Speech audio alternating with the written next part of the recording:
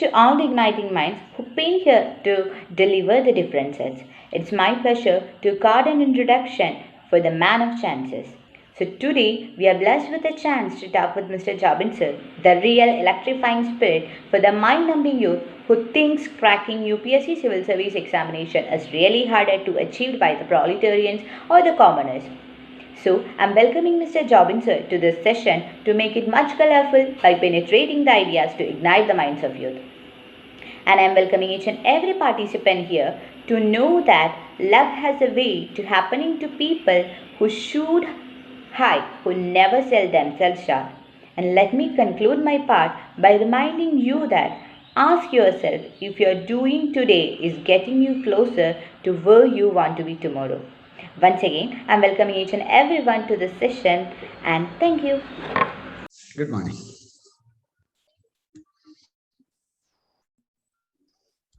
Good morning, sir. Arati started. Okay. Good. Okay, fine. Good morning to all the delighted minds who gathered here. It gives me an immense pleasure to start this auspicious occasion by heartily welcoming our mentor, Mr. Jobinas Kottaram sir, to this interactive session, and my dear and near ones. Civil service പരീക്ഷ മലയാളത്തിൽ എഴുതുന്നവർക്ക് ഒരുപാട് ഉപകാരപ്പെടുന്ന രീതിയിൽ പുസ്തകങ്ങൾ മലയാളത്തിൽ എഴുതുകയും motivational സ്പീക്കറായും തുടങ്ങി civil സർവീസിന് വേണ്ടി പഠിക്കുന്നവർക്കിടയിലും അല്ലാതെയും പ്രശസ്തനായ വ്യക്തിയാണ് ജോബിനസ് കൊട്ടാരം sir. So now we are blessed with a chance to talk with sir. So it would really be a great opportunity to learn under your guidance, sir. So let's this talk be a milestone for each and everyone who is assembled here to capture the difference. So എല്ലാവർക്കും maximum ഈ ഓപ്പർച്യൂണിറ്റിയെ utilise ചെയ്യാൻ സാധിക്കട്ടെ. And everyone let me remind you that try hardly to capture the maximum. So once again I am welcoming sir to this session and welcoming you all. Thank you. Good morning all. എന്നെ ഈ പ്രോഗ്രാമിലേക്ക് ക്ഷണിച്ച എല്ലാവർക്കും ആദ്യമായി നന്ദി അറിയിച്ചുകൊള്ളുന്നു. പ്രിയ സുഹൃത്തായിട്ടുള്ള എന്റെ പ്രിയപ്പെട്ട സുഹൃത്തും ഒരുപാട് ആളുകളായിട്ട് അറിയാവുന്ന ശ്രീ ജെയിംസ് കുട്ടിയാണ് എന്നെ ഈ പരിപാടിയിലേക്ക് ക്ഷണിച്ചത്. ജെയിംസ് കുട്ടിയോടും പ്രത്യേകം നന്ദി പറയുന്നു.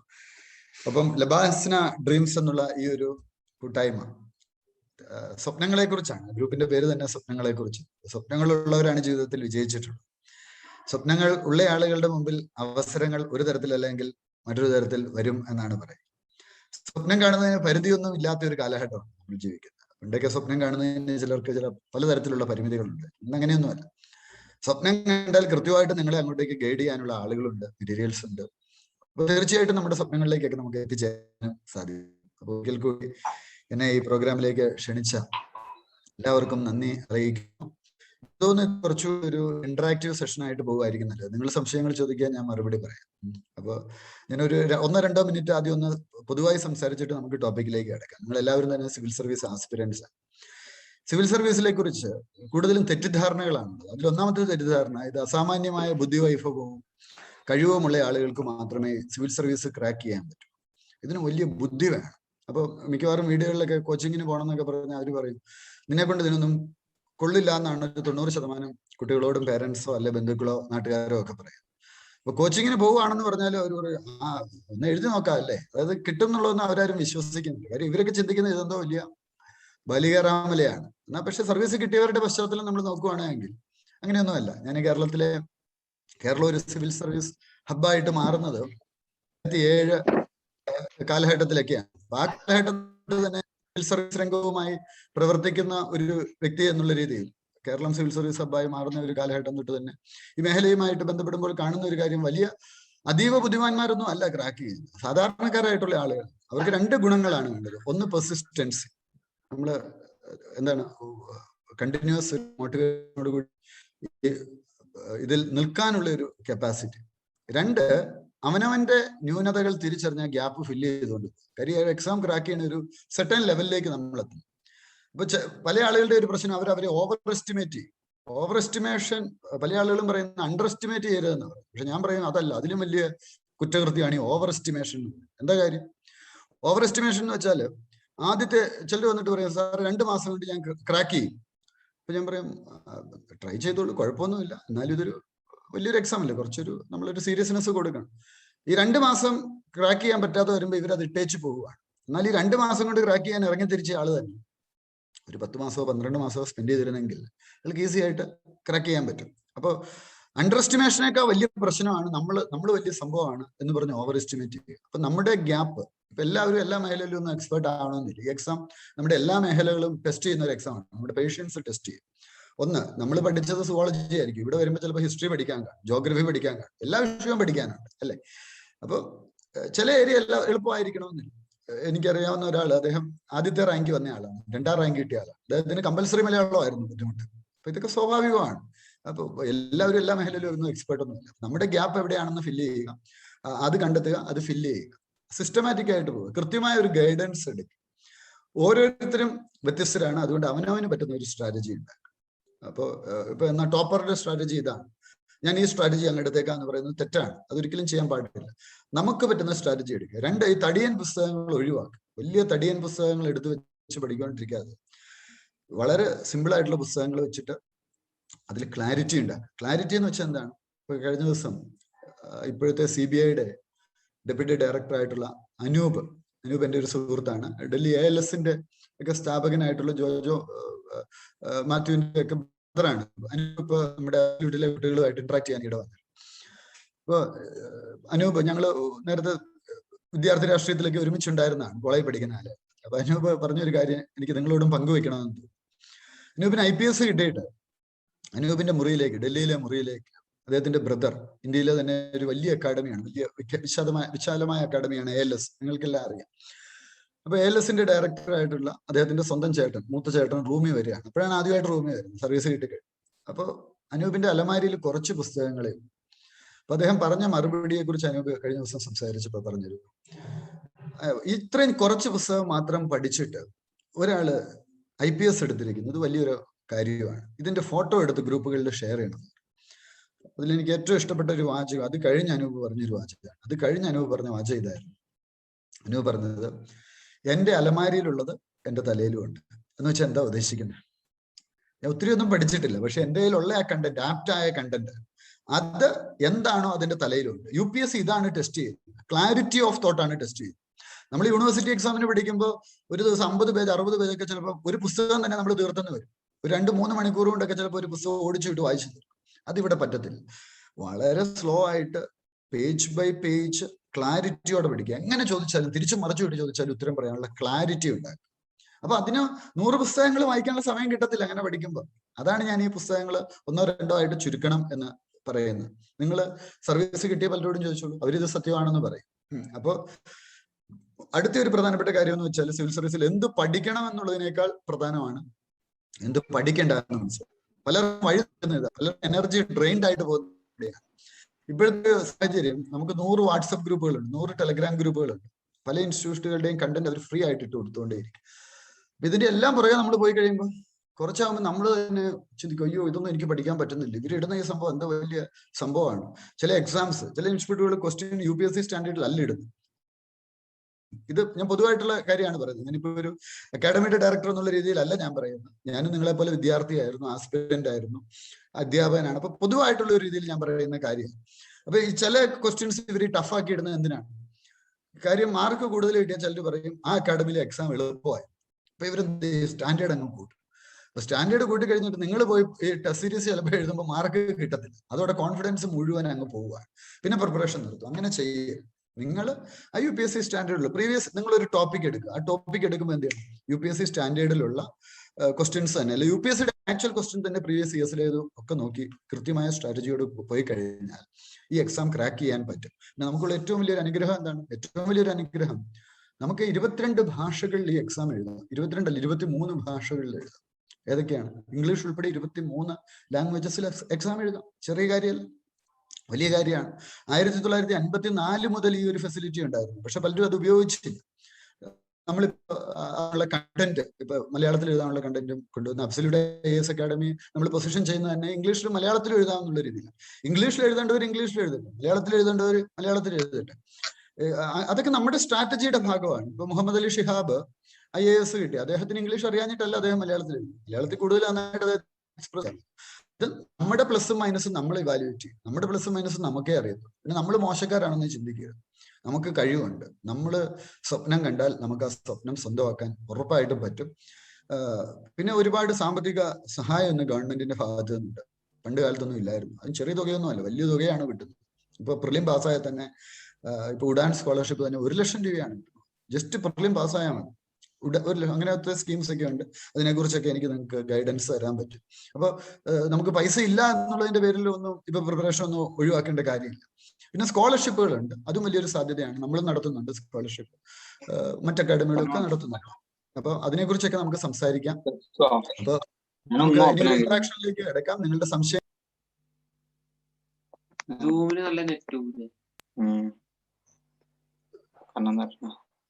ഹലോ, ഞാൻ പറഞ്ഞ കേട്ടോ? ആണോ? ഞാൻ പറഞ്ഞത് കേട്ടില്ലേ? അപ്പൊ ഹലോ, ലാസ്റ്റ് പാട്ട് പ്രശ്നമായിരുന്നു. അപ്പൊ നമുക്ക് എന്നാ ഇന്ററാക്ഷനിലേക്ക് കിടക്കാം. ഓക്കെ,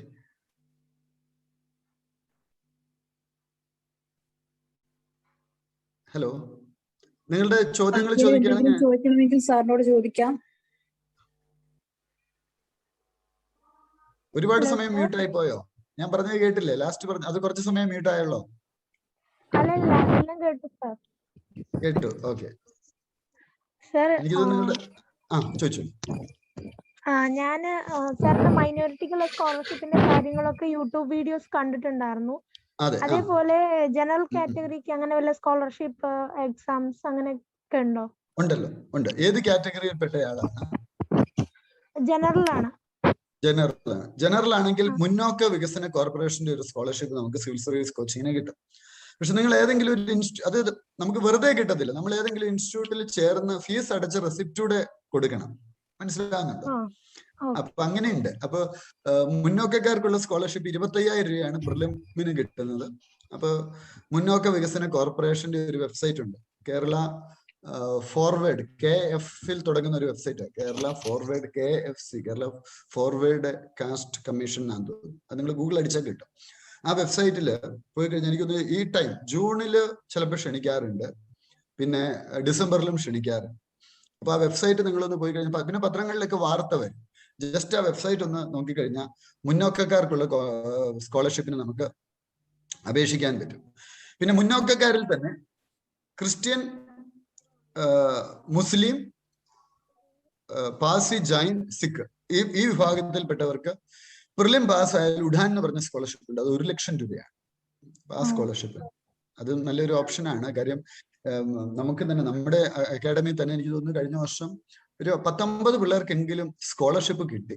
അപ്പൊ അതവർക്ക് വലിയ സഹായമാണ്. അതവർക്ക് നല്ലൊരു അവരുടെ പ്രിപ്പറേഷൻ മുൻപോട്ടേക്ക് കൊണ്ടുവന്നതിന്. പ്രത്യേകിച്ച് നമ്മൾ ഈ പ്രിപ്പറേഷൻ ഒക്കെ തുടങ്ങി കുറച്ച് സമയമാകുമ്പോൾ സാമ്പത്തിക പ്രതിസന്ധിയൊക്കെ ഉണ്ടാവും. അത് സ്വാഭാവികമാണ്, എല്ലാവർക്കും ഉണ്ടാവും. കാര്യം ഇപ്പൊ ജോലി റിസൈൻ ചെയ്തിട്ട് വരുന്ന ആളുകളൊക്കെ ആണെങ്കിലും കുറച്ച് സേവിങ്സ് ഒക്കെ ആയിട്ടായിരിക്കും വരുന്നത്. അപ്പൊ ആ സമയത്ത് പലപ്പോഴും ഈ സ്കോളർഷിപ്പ് കിട്ടുന്ന മുൻപോട്ടേക്ക് വളരെ ഹെൽപ്ഫുൾ ആണ്. സർ, അതേപോലെ മലയാള ഓപ്ഷനിലുള്ള ബുക്സിനെ കുറിച്ച് ഒന്ന് ഡീറ്റെയിൽ ആയിട്ട് പറഞ്ഞുതരാം. മലയാളം പൊതുവെ ഒരു നല്ലൊരു ഓപ്ഷണലാണ്. ഓപ്ഷണൽ സബ്ജക്ട്സ് ഒന്നും അധിക നാൾ ഇനി ഉണ്ടാവത്തില്ല. മാക്സിമം ഒരു 4 years 5 years ഓപ്ഷണൽ സബ്ജക്ട്സ് ഒക്കെ ഉണ്ടാവുള്ളൂ. ഒരു കോമൺ പാറ്റേണിലേക്ക് UPSC എക്സാമിനെ മാറ്റാനുള്ള സാധ്യതയാണ് കാണുന്നത്. അതുമായി ബന്ധപ്പെട്ട ചർച്ചകൾ നടക്കുമ്പോൾ ഇപ്പൊ നമ്മുടെയൊക്കെ ഇന്റർവ്യൂ ട്രെയിനിങ്ങിനൊക്കെ UPSCയുടെ ബോർഡ് മെമ്പേഴ്സ് ആയിട്ടുണ്ടായിരുന്ന ആളുകളൊക്കെയാണ് വന്നത്. ഇത്തവണ വന്നത് ഡോക്ടർ K. റോയ്പോൾ IAS സാറായിരുന്നു. അദ്ദേഹം UPSCയുടെ ബോർഡ് മെമ്പർ ആയിരുന്നു. പിന്നെ ഋഷിരാജ് സിംഗ് സാറും ഒക്കെ വന്നിരുന്നു. ഇവരുമായിട്ടും ഇപ്പൊ UPSCയുടെ എക്സ്പേർട്ട് പാനലിൽ ഉണ്ടായിരുന്ന ദിലീപ് കുമാർ സാർ ഉണ്ടായിരുന്നു. അപ്പൊ ഇങ്ങനെയൊക്കെയുള്ള ആളുകളുമായിട്ടൊക്കെ സംവദിക്കുമ്പോൾ അവർ പറയുന്നത് ഇങ്ങനെ ഒരു പ്രപ്പോസൽ ഇപ്പൊ സ്ട്രോങ് ആയിട്ട് പോയിട്ടുണ്ട്. അലക്സാണ്ടർ ജേക്കബ് സാറും അത് ശരിവെച്ചിട്ടുണ്ട്. അപ്പൊ ഒരു 4-5 വർഷമൊക്കെ കഴിയുമ്പോൾ ഓപ്ഷണൽസ് ഒക്കെ മാറ്റും. അപ്പൊ ഓപ്ഷണലിലുള്ള ആളുകൾക്ക് ഒരു അഡ്വാൻറ്റേജ് ഉണ്ട്. ഇപ്പൊ എല്ലാവരും പല പരീക്ഷ എഴുതും. സിവിൽ സർവീസ് എല്ലാവരും ഒരു എക്സാം, കോമൺ എക്സാം അല്ല. കാരണം പലരുടെയും ഓപ്ഷണൽ പലതാണ്. അപ്പൊ നിങ്ങൾ ഓപ്ഷണൽ സബ്ജക്ട് എടുക്കുമ്പോൾ എന്തുകൊണ്ടാണ് കേരളത്തിൽ നിന്നുള്ള കഴിഞ്ഞ വർഷം സർവീസ് കിട്ടി 22 പേര് മലയാളം ഓപ്ഷനിൽ. അപ്പൊ 22 പേരിൽ ലിറ്ററേച്ചർ പഠിച്ചവർ വളരെ ചുരുക്കേ ഉള്ളൂ. എല്ലാവരും എഞ്ചിനീയറിംഗ് അല്ലെ മെഡിസിൻ, പല ബാക്ക്ഗ്രൗണ്ടാണ്. എടുക്കാനുള്ള ഒരു കാര്യം എന്ന് വെച്ചാൽ ഓപ്ഷനിൽ നമ്മൾ എടുക്കുമ്പോൾ ഒന്നാമത്തെ കാര്യം നമ്മൾ ഫാക്കൾട്ടി കോമ്പറ്റൻസ് ആണ് നോക്കുക. ഫാക്കൾട്ടി കോമ്പറ്റന്റ് ആണ്, ഇതിന്റെ പ്രീവിയസ് സ്റ്റുഡൻസ് ടോപ്പ് മാർക്കിലേക്ക് വന്നിട്ടുണ്ട്, ഇങ്ങനത്തെ കാര്യങ്ങൾ. രണ്ടാമത്തെ കാര്യം ഈ ഓപ്ഷണലിന് മെറ്റീരിയൽ ലഭ്യമാണ്.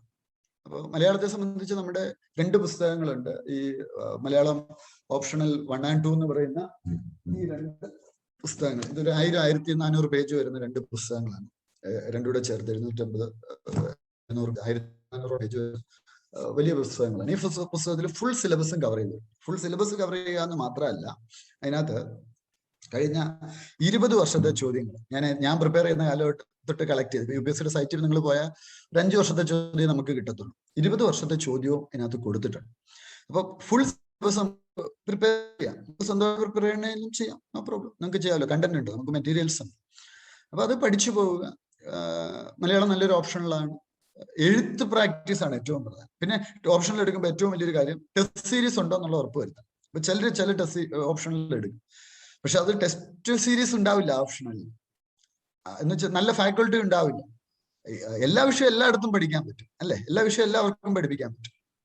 പക്ഷെ അതിന്റെ ക്വാളിറ്റി അത് ഇവാലുവേറ്റ് ചെയ്ത് തരുന്നുണ്ടോ, ആ സ്റ്റാൻഡേർഡിലേക്ക് നിങ്ങൾക്ക് എത്താൻ പറ്റുന്നുണ്ടോ, ഇതൊക്കെയാണ് ഘടകം. അങ്ങനെ എത്തിക്കഴിയുമ്പോൾ നിങ്ങൾക്ക് ഈസി ആയിട്ട് ഓപ്ഷണലിൽ നല്ല സ്കോർ ചെയ്യാൻ പറ്റും. എൻ്റെ ഒരു അഭിപ്രായത്തിൽ ഈസി ആയിട്ട് നമുക്ക് ക്രാക്ക് ചെയ്യാൻ പറ്റും.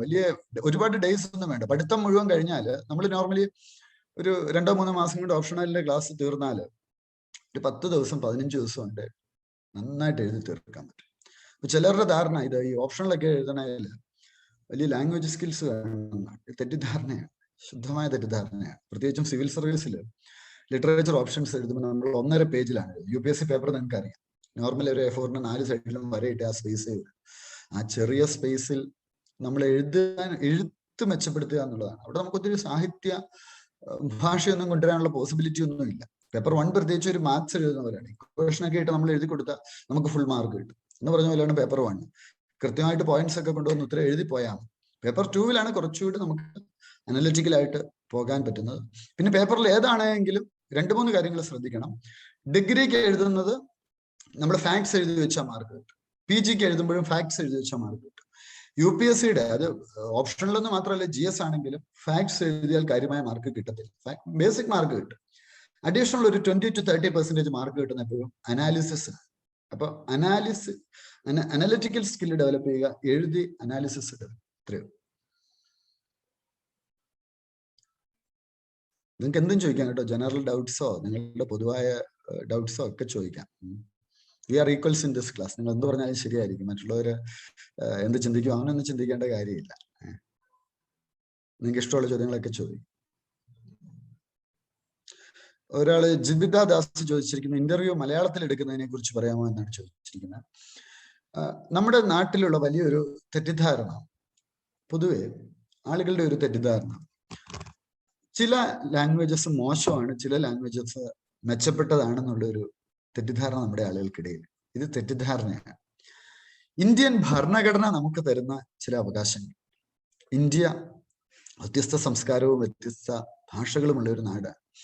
ഇത് മനസ്സിലാക്കി നമ്മുടെ ഭരണഘടനാ സൃഷ്ടാക്കൾ തന്നെ ഭരണഘടനയിൽ എഴുതി വെച്ച കാര്യം 8th ഷെഡ്യൂളിൽ 22 ലാംഗ്വേജസിനെ ഉൾക്കൊള്ളിച്ചിട്ടുണ്ട്. അതുപോലെ തന്നെ നിയമങ്ങളിൽ. അപ്പൊ എനിക്ക് ഒത്തിരി പേര് എന്നോട് ചോദിക്കുന്ന ഒരു ചോദ്യമാണ്, പ്രത്യേകിച്ച് ഞാൻ ഈ സിവിൽ സർവീസ് മലയാളത്തിൽ എഴുതാം എന്നുള്ള ഒരു ആശയം പ്രാവർത്തികമാക്കിയപ്പോൾ. കാര്യം 50-60 വർഷമായിട്ട് ഇതിന് വേണ്ട പുസ്തകങ്ങളില്ലായിരുന്നു. ഞാൻ പഠിച്ചിരുന്ന കാലഘട്ടത്തിൽ കത്തയച്ചിട്ടുണ്ട്. എന്നാൽ അവർ പറഞ്ഞത് നടക്കുന്ന കാര്യമൊന്നുമല്ല, ഇത്രയും കണ്ടന്റ് എഴുതുക ബുദ്ധിമുട്ടുള്ള കാര്യമാണ്. അങ്ങനെ ഒരു 10 വർഷത്തോളം ഫുൾ ഇതിലേക്ക് ഫോക്കസ് കൊടുത്ത് ഒരുപാട് സമയം സ്പെൻഡ് ചെയ്താണ് നമ്മൾ ഈ കണ്ടന്റ് ഡെവലപ്പ് ചെയ്തിട്ടുള്ളത്. അപ്പോൾ അതിനുശേഷം ഒത്തിരി പേര് ചോദിക്കുന്ന ഒരു ചോദ്യം, ഇന്റർവ്യൂ മലയാളത്തിൽ ചെയ്താൽ മാർക്ക് കിട്ടുമോ? ഇവിടെ എനിക്ക് പറയാനുള്ള ഒരു കാര്യം, മലയാളം ഒരു ലാംഗ്വേജ് ആണ്, ഇംഗ്ലീഷ് ഒരു ലാംഗ്വേജ്, അത്രേ ഉള്ളൂ. അതിനപ്പുറത്തേക്ക് ഒരു ഇമ്പോർട്ടൻസ് ആ ലാംഗ്വേജിന്. നിങ്ങൾ ഇന്റർവ്യൂവിന് നിങ്ങൾ പോകുമ്പോൾ നിങ്ങൾക്ക് അവിടെ ട്രാൻസ്ലേറ്റർ ഉണ്ട്. ട്രാൻസ്ലേറ്റേഴ്സ് എന്ന് പറഞ്ഞാൽ ചെറിയ ആളുകളൊന്നും അല്ല, വലിയ വലിയ ആളുകളാണ്. Jancy James madam vice chancellor. അപ്പോ അങ്ങനെ ഒക്കെയുള്ള ആളുകളാണ് ട്രാൻസ്ലേറ്റേഴ്സ് ആയിട്ട്. ഈ ഇന്റർവ്യൂവിൽ ശ്രദ്ധിക്കേണ്ട ഒരു കാര്യം, ഇന്റർവ്യൂവിൽ നിങ്ങളുടെ എക്സ്പ്രഷനിൽ 60% ബോഡി ലാംഗ്വേജ് ആണ് എക്സ്പ്രസ്. 30% ടോൺ, സ്വരത്തിന്റെ ഉയർച്ച താഴ്ച. 8% ലാംഗ്വേജിന് ഇമ്പോർട്ടൻസ്. 2% നിങ്ങളുടെ ഡ്രസ്സിങ്. അപ്പോ മലയാളത്തിലാണെങ്കിൽ നന്നായിട്ട് അവതരിപ്പിച്ചാൽ നിങ്ങൾക്ക് നല്ല മാർക്ക് കിട്ടും. മുഹമ്മദ് അലി ഷിഹാബ് നല്ല മാർക്ക് വാങ്ങിച്ചില്ലേ ഇന്റർവ്യൂ എടുത്തിട്ട്, IAS തന്നെ കിട്ടും. സോ അവിടെ അങ്ങനെ ഒരു വ്യത്യസ്തത ഒന്നും ഉണ്ടാവത്തില്ല. കഴിഞ്ഞ തവണ ഇന്റർവ്യൂ മലയാളത്തിൽ പോയ ആളുകൾ പറഞ്ഞത് അവർക്ക് ഇന്റർവ്യൂവിന് തിരക്കേടില്ലാത്ത മാർക്കുണ്ട്. അപ്പൊ അതൊരു പ്രശ്നമായിട്ടുള്ള കാര്യമല്ല. നിങ്ങളുടെ ഇംഗ്ലീഷ് മോശമാണ്. ഞാനൊരു സിമ്പിൾ കാര്യം പറയാം. നിങ്ങൾ ഗ്രാമർ മിസ്റ്റേക്ക് ഉള്ള ഇംഗ്ലീഷിലാണ് സംസാരിക്കുന്നത്. നിങ്ങളെ കുറിച്ച് ഒരു നല്ല ഇംപ്രഷൻ ബോർഡിനുണ്ടാവും. ഇംഗ്ലീഷ് ചെയ്യാൻ പറ്റുവാണെങ്കിൽ ഇംഗ്ലീഷ് ചെയ്തോളൂ. സിമ്പിൾ ഇംഗ്ലീഷ് മതി. നിങ്ങൾക്ക് അത്ര വലിയ ആഷ്പൂഷ് ഇംഗ്ലീഷ് ഒന്നും വേണ്ട. ഇതൊക്കെ തെറ്റിദ്ധാരണയാണ്. ഓക്സ്ഫോർഡ് ഇംഗ്ലീഷ് ഒന്നും നമുക്ക് വേണ്ട. സിമ്പിൾ ഇംഗ്ലീഷ് മതി. അത് പറ്റാത്ത ആളുകൾ എന്ത് ചെയ്യും? മലയാളത്തിൽ എടുക്കുക. നന്നായിട്ട് എക്സ്പ്രസ് ചെയ്യാൻ പറ്റുമെങ്കിൽ എടുക്കുക. സിമ്പിൾ. അതും സ്ട്രാറ്റജിയുടെ പാട്ടാണ്. ഓരോരുത്തരും അവനവനെ ഇവാലുവേറ്റ് ചെയ്യുക. എനിക്ക് ഏതാണ് മെച്ചപ്പെട്ടത് അതെടുക്കുക. മാർക്കൊന്നും കുറയത്തില്ല. നമ്മൾ UPSCയുടെ ബോർഡ് ചെയർമാൻ ആയിട്ടുണ്ടായിരുന്ന റോയ് പോൾ സാറിനോട് ഞാൻ ചോദിച്ചു. സാറും പറഞ്ഞു അങ്ങനെ ഒരു പ്രശ്നമേ ഇല്ല എന്ന്. ഒരു വിഷയമില്ല. പെർഫോമൻസ് ആണ് പ്രശ്നം. വേറെ എന്തെങ്കിലും ചോദ്യങ്ങൾ ഉണ്ടെങ്കിൽ ചോദിക്കും.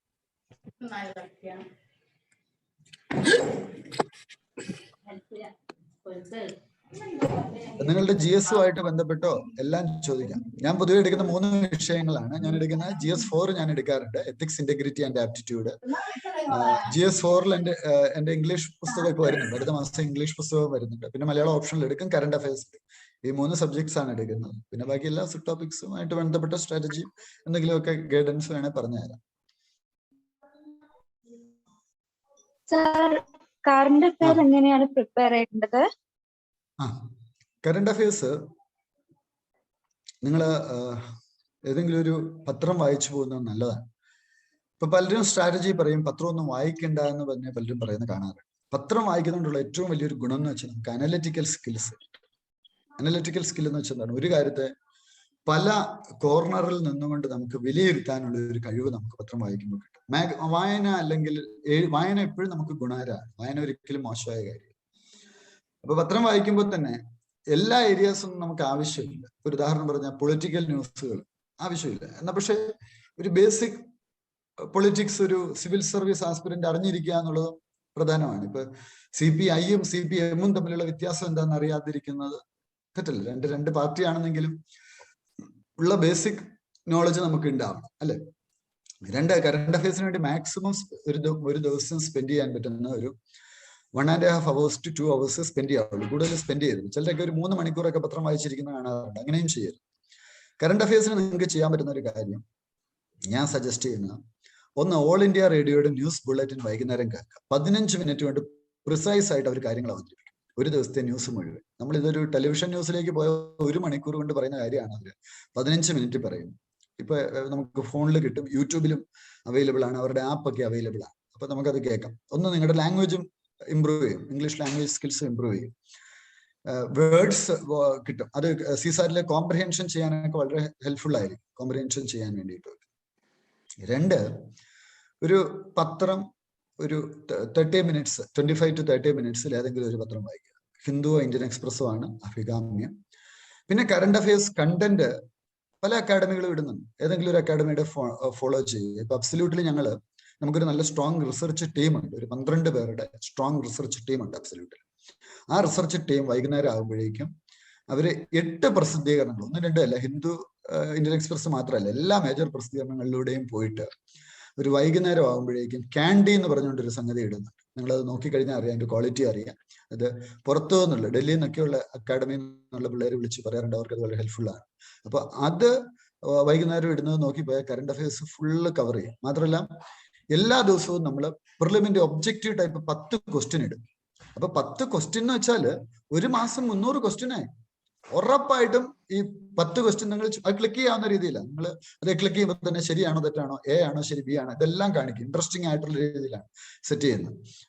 അപ്പൊ 10 ചോദ്യം ഒരു ദിവസം പഠിച്ചു. ഒരു മാസം 300 ചോദ്യം പഠിച്ചു. നിങ്ങളുടെ പ്രിപ്പറേഷൻ തീരുമ്പോഴേക്കും അല്ലെ അടുത്ത എക്സാം എഴുതുമ്പോഴേക്കും നിങ്ങൾ 4000 കറണ്ട് അഫയേഴ്സ് ക്വസ്റ്റ്യൻ ആണ് പോകുന്നത്. ഈ 4000 കറണ്ട് അഫയേഴ്സ് ക്വസ്റ്റ്യൻ എന്ന് വെച്ചാൽ ഉറപ്പായിട്ടും നിങ്ങൾക്ക് കറണ്ട് അഫയേഴ്സ് ചോദ്യങ്ങൾ ചെയ്യാൻ പറ്റും. പിന്നെ തിരിച്ചറിയേണ്ട ഒരു കാര്യം, 8 വർഷമായിട്ട് സിവിൽ സർവീസ് പ്രിപ്പയർ ചെയ്യുന്ന ആളാണ്, 6 മാസമായിട്ട് പ്രിപ്പയർ ചെയ്യുന്ന ആളുകൾ, ഇവര് തമ്മിൽ ഒരു ഇക്വാലിറ്റി, ഒരു അറ്റ്പാർ ലെവലിൽ ഇവരെ UPSC എങ്ങനെയാണ് എത്തിക്കുന്നത്? കറണ്ട് അഫയേഴ്സ് വഴിയാണ്. ഇപ്പൊ കറണ്ട് നോളജ് പ്രധാനമാണ്. പിന്നെ ഒരു 10-15 മിനിറ്റ് ഏതെങ്കിലും നല്ല ടെലിവിഷൻ ചാനൽ കാണുക. രാജ്യസഭ TV, അവരുടെ പേര് മാറ്റിയിട്ടുണ്ട് രാജ്യസഭ TV ഇപ്പൊ, അല്ലെ ബിഗ് പിക്ചർ പോലെയുള്ള ഡിബേറ്റ്സ് കാണും. പ്രിന്റ് എന്ന് പറഞ്ഞിട്ട് ശേഖർ ഗുപ്തയുടെ ഒരു യൂട്യൂബ് ചാനൽ. അദ്ദേഹം നേരത്തെ NDTV നല്ലൊരു പ്രോഗ്രാം ചെയ്തിരുന്നു. ഞാൻ NDTV വർക്ക് ചെയ്തതാണ്. ഞാൻ 2 ചാനലിൽ വർക്ക് ചെയ്തിട്ടുണ്ട്. NDTVയിൽ ഉണ്ടായിരുന്നു, CNN ഉണ്ടായിരുന്നു. അപ്പൊ ശേഖർ ഗുപ്തയുടെ നല്ലൊരു പരിപാടിയുണ്ട്, പ്രിന്റ് എന്ന് പറഞ്ഞിട്ട്, അവരുടെ യൂട്യൂബ്. ഇത് നമുക്ക് ഡയമെൻഷൻസ് തരും. അപ്പൊ ചിലർ ഇതൊന്നും നോക്കാത്തതിന്റെ കാര്യം പ്രിലിം പോയിന്റ് ഓഫ് വ്യൂവിലാണ് അവർ പഠിക്കുന്നത്. പറ്റത്തില്ല, നമ്മൾ മെയിൻ പോയിന്റ് ഓഫ് വ്യൂ പഠിക്കണം. Main point of view analysis കിട്ടും. അനലിറ്റിക്കൽ സ്കിൽ എന്ന് വെച്ചാൽ ഇപ്പൊ ചില ഒരു ടെലിവിഷൻ ആങ്കേഴ്സ് അവർ പെട്ടെന്ന് സ്റ്റേജ് കയറുകയാണ്. അവർ ഒരു പ്രിപ്പറേഷൻ ഇല്ലാതായിരിക്കും കയറുന്നത്. ഓപ്പോസിറ്റ് നിൽക്കുന്ന പ്രൈം മിനിസ്റ്റർ ആയിരിക്കും. ഇപ്പൊ ഞാൻ NDTVയിൽ ഉണ്ടായിരുന്നു, ബർക്കാദത്തിന്റെ ഒക്കെ ഇങ്ങനെ കണ്ടിട്ടുണ്ട്. ബർക്കാദത്തൊക്കെ കയറി വരുമ്പോൾ ഓപ്പോസിറ്റ് നിൽക്കുന്നത് മൻമോഹൻ സിംഗ് ആയിരിക്കും, അല്ലെ ലൈനിൽ വരുന്നത് സോണിയാഗാന്ധി ആയിരിക്കും. ചർച്ചയിൽ അവർ ആ ടോപ്പിക് എടുത്തിട്ട് അമ്മാനമാടും. എങ്ങനെയാണ് അവര് ആർജിച്ചെടുക്കുന്ന സ്കില്ലാണ് അവരെ അതിലേക്ക് നയിക്കുന്നത്. അപ്പൊ അങ്ങനത്തെ ഒരു അനലിറ്റിക്കൽ സ്കില്ല് നമ്മൾ ചാനൽ കാണുമ്പോൾ, ഓൾ ഇന്ത്യ റേഡിയോ ന്യൂസ് കേൾക്കുമ്പോൾ, പത്രം വായിക്കുമ്പോഴേ നമുക്ക് കിട്ടത്തുള്ളൂ. അല്ലാതെ ഈ അക്കാഡമികളുടെ ഡോട്ട് ബുള്ളറ്റ് പോയിന്റ് മാത്രമുള്ള കണ്ടന്റ് നോക്കി പോയാൽ അനലിറ്റിക്കൽ സ്കില്ല് ഡെവലപ്പ് ചെയ്യാൻ കുറച്ച് പ്രയാസമാണ്. ഇത് എളുപ്പമാണ്. ഞാൻ പറയുന്നത് രണ്ടുകൂടെ നോക്കി പോകണം എന്നുള്ളതാണ് എൻ്റെ അഭിപ്രായം. വേറെ എന്തെങ്കിലും സംശയം ഉണ്ടോ? ചോദിച്ചോളൂ. എല്ലാവരും നിങ്ങളൊക്കെ ലീഡേഴ്സ് ആവാൻ ആഗ്രഹിക്കുന്നവരല്ലേ, അല്ലേ? ലീഡേഴ്സ് ഇങ്ങനെ മടിച്ചു നിൽക്കരുത്, ചാടി ചാടി ചോദിച്ചോ. എല്ലാവരും ജില്ലയെ ഹലോ ചോദിച്ചോളൂ സ്റ്റാൻലി. സാർ, NCERTയുടെ റിവിഷൻ കഴിഞ്ഞ് GSന്റെ പ്രിപ്പറേഷൻ നമ്മൾ എങ്ങനെയാ തുടങ്ങേണ്ടത്? സ്റ്റാൻഡേർഡ് ബുക്സ്, പിന്നെ അതിന്റെ ആൻസർ റൈറ്റിംഗ് പ്രാക്ടീസുകളൊക്കെ. അതാണ് ഏറ്റവും പ്രധാനപ്പെട്ട ഒരു കാര്യം. ഇപ്പൊ ചില കുട്ടികൾ NCERT മാത്രമായിട്ടിരിക്കും. അപ്പൊ ഈ എക്സാം നിങ്ങൾ ചിന്തിക്കേണ്ട ഒരു കാര്യം, പ്രിലിമിനറി എന്നുള്ളത് കുറെ ആളുകൾ ഒഴിവാക്കാൻ വേണ്ടിയുള്ള ഒരു പരീക്ഷയാണ്. ആക്ച്വൽ എക്സാം എന്ന് പറയുന്നത് എന്താണ്? ആക്ച്വൽ എക്സാം മെയിൻസ് ആണ്. ഇപ്പൊ റൈറ്റിംഗ് പ്രാക്ടീസ് എന്നുള്ള ഏറ്റവും പ്രധാനപ്പെട്ട കാര്യം. ഒരു ദിവസം കുറഞ്ഞത് 1 മണിക്കൂർ സ്പെൻഡ് ചെയ്യാം. 1 മണിക്കൂർ കുറഞ്ഞത്. പക്ഷെ 90% വിദ്യാർത്ഥികൾ ഇപ്പോഴും പ്രിലിം ഓറിയന്റഡ് ആയിട്ട് ഈ മാർക്ക് ചെയ്തുള്ള പഠനമാണ് ഫോളോ ചെയ്യുന്നത്. ഇത് പറഞ്ഞു കൊടുത്താലും അവരങ്ങനെ തന്നെ ചെയ്യത്തുള്ളൂ. ഇപ്പൊ റൈറ്റിംഗ് ചിലർ ചെയ്യുന്ന ഒരു അബദ്ധം എന്ന് വെച്ചാൽ ടോപ്പേഴ്സിന്റെ ഒക്കെ ആൻസർ ഷീറ്റ് കാണും. അപ്പൊ ഗൂഗിളിൽ അടിച്ചു കൊടുത്താൽ ടോപ്പേഴ്സിന്റെ ആൻസർ ഷീറ്റ് കാണും. അപ്പൊ 1-2 ഷീറ്റ് നോക്കിയിട്ട് ആ മോഡലിൽ എല്ലാ ചോദ്യത്തിനും ഉത്തരം എഴുതി. അത് ബ്ലണ്ടറാണ്, ചെയ്യാൻ പാടില്ല. ഇപ്പൊ എല്യൂസിഡേറ്റ് എന്ന് ചോദിച്ചാൽ ചോദിക്കേണ്ട കാര്യം ആയിരിക്കില്ല ക്രിട്ടിക്കലി ഇവാലുവേറ്റ് എന്ന് ചോദിക്കുമ്പോൾ, അതായിരിക്കില്ല അനലൈസ് എന്ന് ചോദിക്കുമ്പോൾ. അപ്പൊ കീ വേർഡ്സ് വെച്ചിട്ട് നമുക്ക് ആൻസേഴ്സ് എഴുതാൻ പറ്റണം. സ്റ്റാൻഡേർഡ് ബുക്സിലേക്ക് പോവുക. പിന്നെ എപ്പോഴും ആൻസർ റൈറ്റിംഗിൽ കറന്റ് പെർസ്പെക്റ്റീവ് കൊണ്ടുവരിക. നിങ്ങൾ പത്രം വായിക്കുമ്പോൾ 3 കാര്യങ്ങളാണ് നിങ്ങൾ നോട്ട് ചെയ്യേണ്ടത്. ഒന്ന്, ഫാക്ട്സ്, എന്തെങ്കിലും ഫിഗേഴ്സ് പറയുന്നുണ്ട്, അതൊരു നോട്ട്ബുക്കിൽ എഴുതിയെടുക്കുക. 2, ഗ്രാഫ്സ്, ഏതെങ്കിലും ഗ്രാഫ്സ് ഒക്കെ നമുക്ക് GSലൊക്കെ കൊണ്ടുവരാൻ പറ്റുന്നുണ്ട്, നോട്ട് ചെയ്ത് വെക്കുക. 3ാമത് നമ്മൾ കൊണ്ടുവരേണ്ട പോയിന്റ് എന്ന് വെച്ചാൽ കേസ് സ്റ്റഡീസ്. അപ്പൊ നിങ്ങളുടെ ഒരു ടോപ്പിക്ക്, ആ ടോപ്പിക്കിന് നിങ്ങൾക്ക് എങ്ങനെ അതൊരു കേസ് സ്റ്റഡി ആയിട്ട് ബന്ധിപ്പിക്കാം. ഇപ്പൊ ഞാനൊരു ഉദാഹരണം പറഞ്ഞാൽ, വിദ്യാഭ്യാസ നയത്തെക്കുറിച്ചുള്ള ഒരു പോളിസി, ഒരു അല്ലെങ്കിൽ ജെൻഡർ ഇക്വാലിറ്റി എഡ്യൂക്കേഷൻ ഒരു ക്വസ്റ്റ്യൻ വരികയാണ്. ഈ ക്വസ്റ്റ്യൻ നമ്മൾ സാധാരണ ഫാക്ട്സ് എഴുതി വെക്കും. ഫാക്ട്സ് എഴുതി വെച്ചാൽ നിങ്ങൾക്ക് കിട്ടുന്ന മാർക്കിനേക്കാൾ ഒരു 20 to 30% മാർക്ക് കൂടും ഒരു നല്ല കേസ് സ്റ്റഡി. ഇപ്പൊ ഫിൻലാൻഡിന്റെ ഒരു എക്സാമ്പിൾ എടുക്കും. ഫിൻലാൻഡ് മെറ്റേണൽ മോർട്ടാലിറ്റി റേറ്റ് ഏറ്റവും കൂടുതൽ ഉണ്ടായിരുന്ന സ്ഥലമാണ്. അവിടെ ഗവൺമെന്റ് എന്ത് ചെയ്തു? എഡ്യൂക്കേഷൻ സിസ്റ്റം റീവാമ്പ് ചെയ്ത് കഴിഞ്ഞപ്പോൾ എന്ത് സംഭവിച്ചു? ടോട്ടൽ സിസ്റ്റം മാറി, മെറ്റേണൽ മോർട്ടാലിറ്റി റേറ്റ് കുറഞ്ഞു, രാജ്യം ഡെവലപ്മെന്റിലേക്ക് പോയി. അപ്പൊ ഈ പേപ്പർ വാല്യുവേറ്റർക്ക് മനസ്സിലാവുന്ന ഒരു കാര്യം, നിങ്ങൾ ചുമ്മാ ബുക്കിഷ് നോളജ് എഴുതുന്ന ഒരാളല്ല. നിങ്ങൾ പത്രങ്ങളൊക്കെ വായിച്ച് നിങ്ങൾക്കൊരു കറന്റ് നോളജ് ഉണ്ട്. ഇപ്പൊ എപ്പോഴും നല്ല മാർക്ക് വരുന്ന പിള്ളേർ ഇങ്ങനെ കറന്റുമായിട്ട് അപ്ഡേറ്റ് ചെയ്യുന്നു. ചിലർ ഈ പത്രം ചുമ്മാ വെറുതെ വായിച്ചു പോയിട്ടൊരു കാര്യമില്ല കേട്ടോ, ഒരു പ്രയോജനം. വെറുതെ വായിച്ചു പോകരുത്. ഞാൻ ഈ പറഞ്ഞ 3 ഫാക്ട്സ് എഴുതി വെക്കാം. 1, ഫാക്ട്സ് എഴുതുക. 2, ഗ്രാഫ്സ് നോക്കുക. 3, കേസ് സ്റ്റഡീസ് നോക്കുക. അപ്പോൾ ഈ സ്റ്റാൻഡേർഡ് ബുക്സ് പഠിച്ചിട്ട് നമുക്കിതെല്ലാം ഈ കറന്റ് വിഷയങ്ങളുമായിട്ട് ഇത് കണക്ട് ചെയ്യാനുള്ള ഒരു കപ്പാസിറ്റി. ഇപ്പൊ GS3 ഒക്കെ പറഞ്ഞാൽ പ്യൂർലി കറന്റ് ടോപ്പിക്സ് ആണ്. കറന്റുമായിട്ട് കണക്ട് ചെയ്യാണ്ട് എഴുതാൻ പറ്റത്തില്ല. അപ്പൊ സിലബസ് കയ്യിലുണ്ടാവുക, എഴുതി പഠിക്കുക. അപ്പൊ റൈറ്റിങ്ങിന് നല്ലൊരു ഇമ്പോർട്ടൻസ് കൊടുക്കണം. ആദ്യം എഴുതുമ്പോൾ ഒരു പാരഗ്രാഫ് പോലും എഴുതാൻ പറ്റത്തില്ല, എന്നാൽ ഇത് ഇട്ടേച്ച് പോവില്ല. നമ്മളൊക്കെ അങ്ങനെ തുടങ്ങി. ഞാൻ എൻ്റെ ആദ്യത്തെ ലേഖനം എഴുതി ഓർക്കുന്നു. ഇപ്പൊ മൊത്തം ഒരു 45 പുസ്തകങ്ങൾ എഴുതിയിട്ടുണ്ട്. അക്കാഡമിക് ബുക്സ് അല്ലാതെ ഞാൻ കൂടുതൽ എഴുതുന്ന മോട്ടിവേഷണൽ ബുക്സ് ആണ്. 20-25ഓളം മോട്ടിവേഷണൽ ബുക്സ് എഴുതിയിട്ടുണ്ട് 10-16 വർഷം കൊണ്ടാണ്. അപ്പൊ ആദ്യ കാലഘട്ടത്തിൽ മനോരമയുടെ ക്യാമ്പസ് ലൈനിൽ ഒരു ലേഖനം എഴുതാൻ ആപ്പാടെ ഒരു സ്ട്രിപ്പ് ആവുന്നത്. ആ സ്ട്രിപ്പ് എഴുതാൻ ഞാൻ എന്തുമാത്രം പ്രയാസപ്പെട്ടു എന്ന് എനിക്ക്. പക്ഷെ നമ്മളത് ഡെവലപ്പ് ചെയ്ത് നമ്മുടെ നല്ല ആൻസേഴ്സ് ആവും. ഇന്നലെ ഞാൻ പേപ്പർ വാല്യൂ ചെയ്തപ്പോൾ എനിക്കൊരു സന്തോഷം ഉണ്ടായ ഒരു കാര്യം, കഴിഞ്ഞ ആഴ്ച ഞാൻ ഒരു പയ്യന്റെ പേപ്പർ വാല്യൂ ചെയ്തു. ആകെ സബ്സ്റ്റാൻഡേർഡ് എന്ന് പറഞ്ഞാൽ വെറും സബ്സ്റ്റാൻഡേർഡ്. എനിക്ക് വലിയ വിഷമം തോന്നി. ഇയാൾ സിവിൽ സർവീസ് ആസ്പിരന്റ് ആണ്, എന്താണ് ഈ കാണിച്ചു വെച്ചിരിക്കുന്നത് ആകെ. പക്ഷെ അയാളുടെ പേപ്പർ ഞാൻ ഇന്നലെ അയാൾ തന്നെ ഇന്നലെ പേപ്പർ എഴുതി തന്നു. അയാൾ നിന്ന ലെവലിൽ നിന്ന് ഒരു 70 to 80% ഇമ്പ്രൂവ്മെന്റ് സജഷൻ കൊടുത്തു കഴിഞ്ഞു. കാണുന്ന അത്ഭുതം എന്ന് പറഞ്ഞാൽ അതാ. പലപ്പോഴും ഈ ഓപ്ഷണലിലൊക്കെ വരുന്ന കുട്ടികൾ പലരും അക്ഷരത്തെറ്റുള്ള മലയാളമായിട്ട് വന്നിട്ട് ഒരു ഓൾ ഇന്ത്യ ടോപ്പേഴ്സ് ഒക്കെ ആവുന്നത് കാണാറുണ്ട്. നമുക്ക് സന്തോഷമാണ് വരും. ഇമ്പ്രൂവ്മെന്റ് എന്നുള്ള എല്ലാവർക്കും പറ്റും. അതാണ് ഞാൻ പറഞ്ഞു വരുന്നത്.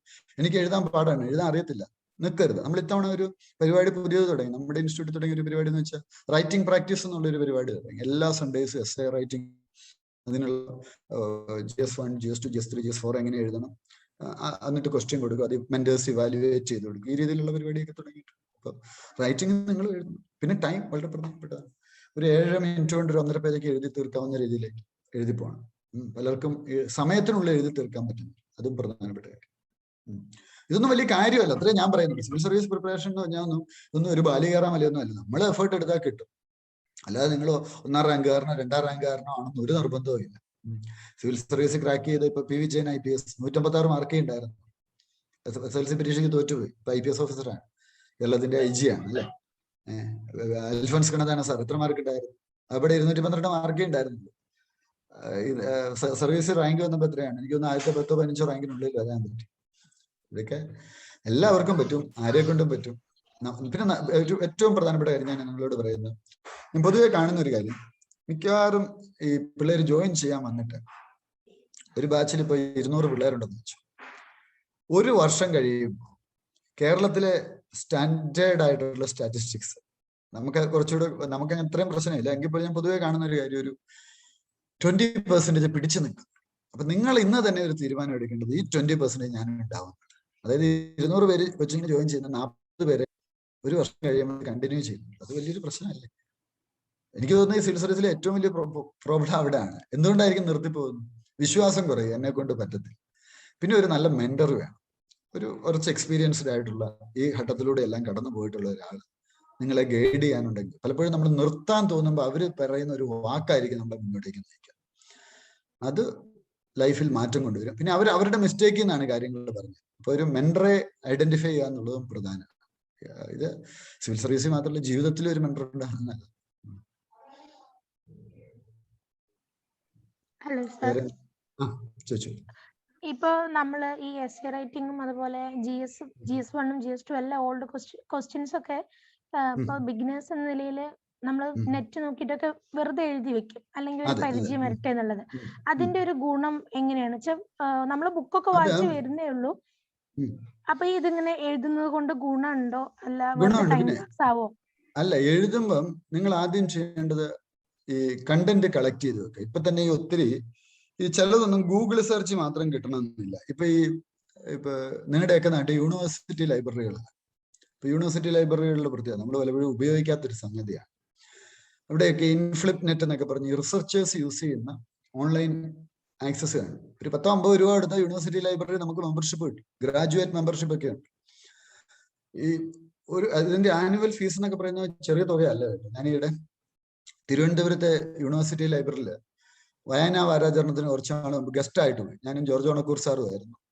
സാർ ഉദ്ഘാടനവും ഞാൻ മുഖ്യ പ്രഭാഷണം. ഞാൻ പോയപ്പോൾ അവർ പറഞ്ഞൊരു വാക്ക് കേട്ട് ഞാൻ ഞെട്ടിപ്പോയി. ഓൺലൈൻ ആക്സസിനൊക്കെ ഇവർ പേ ചെയ്യുന്നത് 35 ലക്ഷവും 40 ലക്ഷവും രൂപയൊക്കെയാണ്. നമ്മളൊരു ഇൻഡിവിജ്വലിന് അത്രയും പൈസ ഒന്നും പേ ചെയ്ത് ഈ വലിയ ഈ നോളജ് ആക്സസ് എടുക്കാൻ പറ്റത്തില്ല. അപ്പൊ അവിടെ ഒരു 50 രൂപ എടുത്ത് 100 രൂപ എടുത്തൊരു ഗ്രാജുവേറ്റ് മെമ്പർഷിപ്പ് എടുത്തു കഴിഞ്ഞാൽ നമുക്ക് ഇതിലേക്ക് ആക്സസ് കിട്ടിക്കഴിഞ്ഞാൽ ഗൂഗിളിൽ സെർച്ച് ചെയ്യുമ്പോൾ നല്ല കണ്ടന്റ് ചിലപ്പോൾ വരണം. നിങ്ങളുടെ ഒരു എസ്സേ എഴുതാനുള്ള ക്വസ്റ്റ്യൻസ് നേരത്തെ റെഡിയാക്കി വെച്ചിട്ട് കണ്ടന്റ് ആദ്യം റെഡിയാക്കി വെക്കണം. കണ്ടന്റ് റെഡിയാക്കി വെച്ചിട്ട് ഇങ്ങനെയുള്ള ലൈബ്രറികളിലൊക്കെ മെമ്പർഷിപ്പ് എടുത്തിട്ട് കണ്ടന്റ് റെഡിയാക്കി വെച്ചിട്ട് എസ്സേ എഴുതുമ്പോൾ നന്നാവും. ആദ്യം ഒന്നും വലിയ സ്റ്റാൻഡേർഡ് കാണത്തില്ല. ആദ്യം സ്റ്റാൻഡേർഡിലേക്ക് പോകണ്ട, പെർഫെക്ഷൻ നോക്കണം. പിന്നെ പ്രധാനപ്പെട്ട കാര്യം ഇതൊന്ന് ഇവാലുവേറ്റ് ചെയ്ത് വാങ്ങണം. അല്ല നിങ്ങൾക്ക് എങ്ങനെ അറിയാം ഇത് ശരിയാണോ? അതിനും എനിക്ക് തോന്നുന്നു ഇപ്പൊ ഈ ഓൺലൈനിലൊക്കെ ഈ ആസ്പിരൻസിന്റെ തന്നെ ഗ്രൂപ്പുകളുണ്ട്. എന്ന് വെച്ചാൽ സബ്മിറ്റ് ചെയ്ത് അവര് തന്നെ ഇവാലുവേറ്റ് ചെയ്ത് കമന്റ് പറയും. അപ്പൊ അവര് ചിലപ്പോൾ വലിച്ചു കീറുന്ന കമന്റ് ആയിരിക്കും പറയുന്നത്, നല്ല ക്രിറ്റിസിസം ഒക്കെ തരും. അതൊന്നും കേട്ട് ഡിമോട്ടിവേറ്റഡ് ആവരുത്. അങ്ങനത്തെ ഗ്രൂപ്പുകളൊക്കെ ഉണ്ടെന്നാണ് ഞാൻ മനസ്സിലാക്കുന്നത്. ഈ ഓൺലൈനായിട്ട് സബ്മിറ്റ് ചെയ്യുന്നു. ഈ പിയർ ഗ്രൂപ്പ് ആസ്പിരൻസിന്, കുറെ സീനിയർ ആയിട്ടുള്ള ആസ്പിരൻസിന് ഗൈഡ് ചെയ്യാൻ പറ്റുമല്ലോ.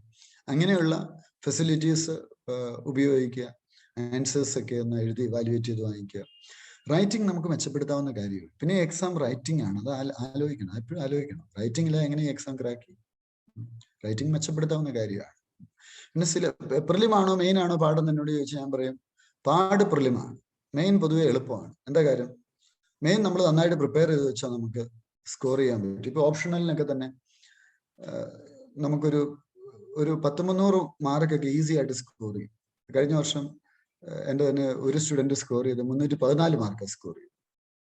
അപ്പൊ എത്രയോ 1ാം റാങ്കുകാരന് 55% മാർക്ക് കിട്ടുന്ന പരീക്ഷയാണ് ഓപ്ഷണൽ വിഷയത്തിനൊക്കെ സ്റ്റുഡൻസ് 65% സ്കോർ ചെയ്തു. ഞാൻ ചുമ്മാ ഒരു സ്ട്രാറ്റജി കാണിക്കും. എനിക്ക് സ്ക്രീൻ ഷെയർ ചെയ്യാൻ പറ്റുമോ? എന്നെ ഒന്ന് കോഹോസ്റ്റ് ആക്കാമോ? ഞാൻ ചുമ്മാ ഒരു ചെറിയൊരു സ്ട്രാറ്റജി കാണിച്ചത്. ഒന്ന് കോഹോസ്റ്റ് ആക്കുവാണെങ്കിൽ ഞാൻ ഒരു ചെറിയൊരു സ്ട്രാറ്റജി ഇത് പറഞ്ഞ സ്ഥിതിക്ക് നിങ്ങൾ ഈ സ്ട്രാറ്റജീസ് ആണ് ഇവിടെ എക്സാമിൽ ഏറ്റവും പ്രധാനം. ഓക്കെ, വേറെ അടുത്ത ചോദ്യം ആർക്കെങ്കിലും ചോദിക്കും?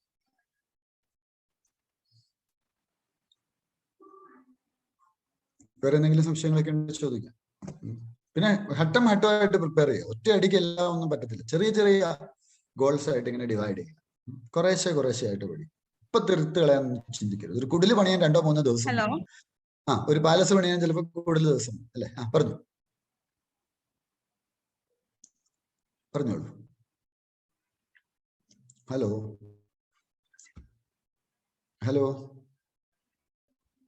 ഈ വർഷം പ്രിലിംസ് എഴുതുന്നവർ ഏതൊക്കെ മാസത്തെ കറണ്ട് അഫയേഴ്സ് ആണ് മോസ്റ്റ് ഇമ്പോർട്ടന്റ്? എക്സാം പോസ്റ്റ്പോൺ ചെയ്ത സാഹചര്യത്തിൽ ഏതൊക്കെ മന്ത്സ് കറണ്ട് അഫയേഴ്സ് ആണ് ഇമ്പോർട്ടന്റ്? മുഹമ്മദ് ഫാബിലാണ് ചോദ്യം ചോദിച്ചിരിക്കുന്നത്. മുഹമ്മദ്, കറണ്ട് അഫയേഴ്സ് എന്ന് പറയുമ്പോൾ ഏറ്റവും സേഫ് എന്ന് പറയുന്നത് നോർമലി ഒരു പ്രിലിം കഴിഞ്ഞുള്ള കറണ്ട് അഫയേഴ്സ് നോർമലി ചോദിക്കത്തുള്ളൂ. പക്ഷെ ഞാൻ എപ്പോഴും വിദ്യാർത്ഥികളോട് പറയുന്നത് നമ്മള് തൊട്ട് മുമ്പത്തെ വർഷം ഇപ്പൊ 2021 പ്രിലിമാണ് എഴുതുന്നതെങ്കിൽ 2020 ജാനുവരി തൊട്ടുള്ള കറണ്ട് അഫയേഴ്സ് നോക്കുവാണെങ്കിൽ വളരെ നല്ലതാണ്. എന്നുവെച്ചാൽ ഒരു പഴുതില്ലാത്ത പ്രിപ്പറേഷൻ ആണ് നിങ്ങൾ നോക്കുന്നതെങ്കിൽ ഞാൻ ഈ സ്ട്രാറ്റജി പറയും. ജാനുവരി തൊട്ട് നോക്കുക. എന്നാൽ അല്ലാത്ത സാഹചര്യത്തിലാണ് ആ കഴിഞ്ഞ പ്രിലിം കഴിഞ്ഞിട്ടുള്ള കറണ്ട് അഫയേഴ്സ് നോക്കിയാണ്. ഇപ്പൊ ഇപ്പോഴത്തെ ഒരു സാഹചര്യത്തിൽ ഈ ഒരു പ്രിലിം എന്നാണ് കഴിഞ്ഞ വർഷവും ഒക്ടോബറിലാണ് നടന്നത്. അപ്പൊ ഒരു ജൂൺ തൊട്ടുള്ള കറണ്ട് അഫയേഴ്സ് നോക്കിയാൽ മതി. ഈ ഒക്ടോബറിലാണ് നടക്കുന്നതുകൊണ്ട് തന്നെ ഒരു ഓഗസ്റ്റ് സെപ്റ്റംബർ വരെയൊക്കെ ഉള്ളത് കറണ്ട് അഫയേഴ്സ് നോക്കിപ്പോ. കറണ്ട് അഫയേഴ്സിന് നമ്മൾ ഫ്രീ കണ്ടന്റ് എല്ലാ ദിവസവും ഇടുന്ന നമ്മുടെ ഒരു ചാനലുണ്ട്. ഞാനത് ഇവിടെ നിങ്ങളുടെ മെസ്സേജിൽ ഇട്ടിട്ടുണ്ട്. അതിൽ ഫ്രീ കണ്ടന്റ് എല്ലാ ദിവസവും ഇടുന്നുണ്ട്. 10 ക്വസ്റ്റ്യൻ എല്ലാം ഡെയിലി ക്വസ്റ്റ്യൻ ഇടും. അതുപോലെ തന്നെ ഹിന്ദുവിന്റെ അനാലിസിസ് ഇടും. പിന്നെ ഈ 8ഓളം പ്രസിദ്ധീകരണങ്ങളുടെ റിസർച്ച് ചെയ്ത കണ്ടന്റും ഫ്രീ ആയിട്ട് നിങ്ങൾ അത് നോക്കിപ്പോയാൽ തന്നെ നന്നായിട്ട് പ്രിപ്പയർ ചെയ്തേ. UPSCയുടെ ബേസ് NCERT ആണല്ലോ. NCERT ഒന്നും മലയാളത്തിൽ അവൈലബിൾ അല്ല. NCERT എന്ന് പറയുന്നത് ബേസ് ആണ്. അത് കഴിഞ്ഞ് സ്റ്റാൻഡേർഡ് ബുക്സിലേക്ക് പോവാം. നമുക്ക് മലയാളത്തിൽ നമ്മുടെ തന്നെ ഞാൻ എഴുതിയ തന്നെ പുസ്തകങ്ങൾ എല്ലാം സ്റ്റാൻഡേർഡ് ബുക്സ് എല്ലാം അവൈലബിൾ ആണ്. എല്ലാ ടോപ്പിക്കും. ഇന്ത്യൻ ഫോറിൻ പോളിസി പോലും ഇപ്പൊ ഈ മാസം വന്നു. പരിസ്ഥിതി ശാസ്ത്രമായിരുന്നില്ലായിരുന്നു, അതും വന്നു. അതെല്ലാം ഡെപ്തിൽ പോകുന്ന പുസ്തകങ്ങളാണ്. 700-750 പേജുള്ള പുസ്തകങ്ങളാണ്.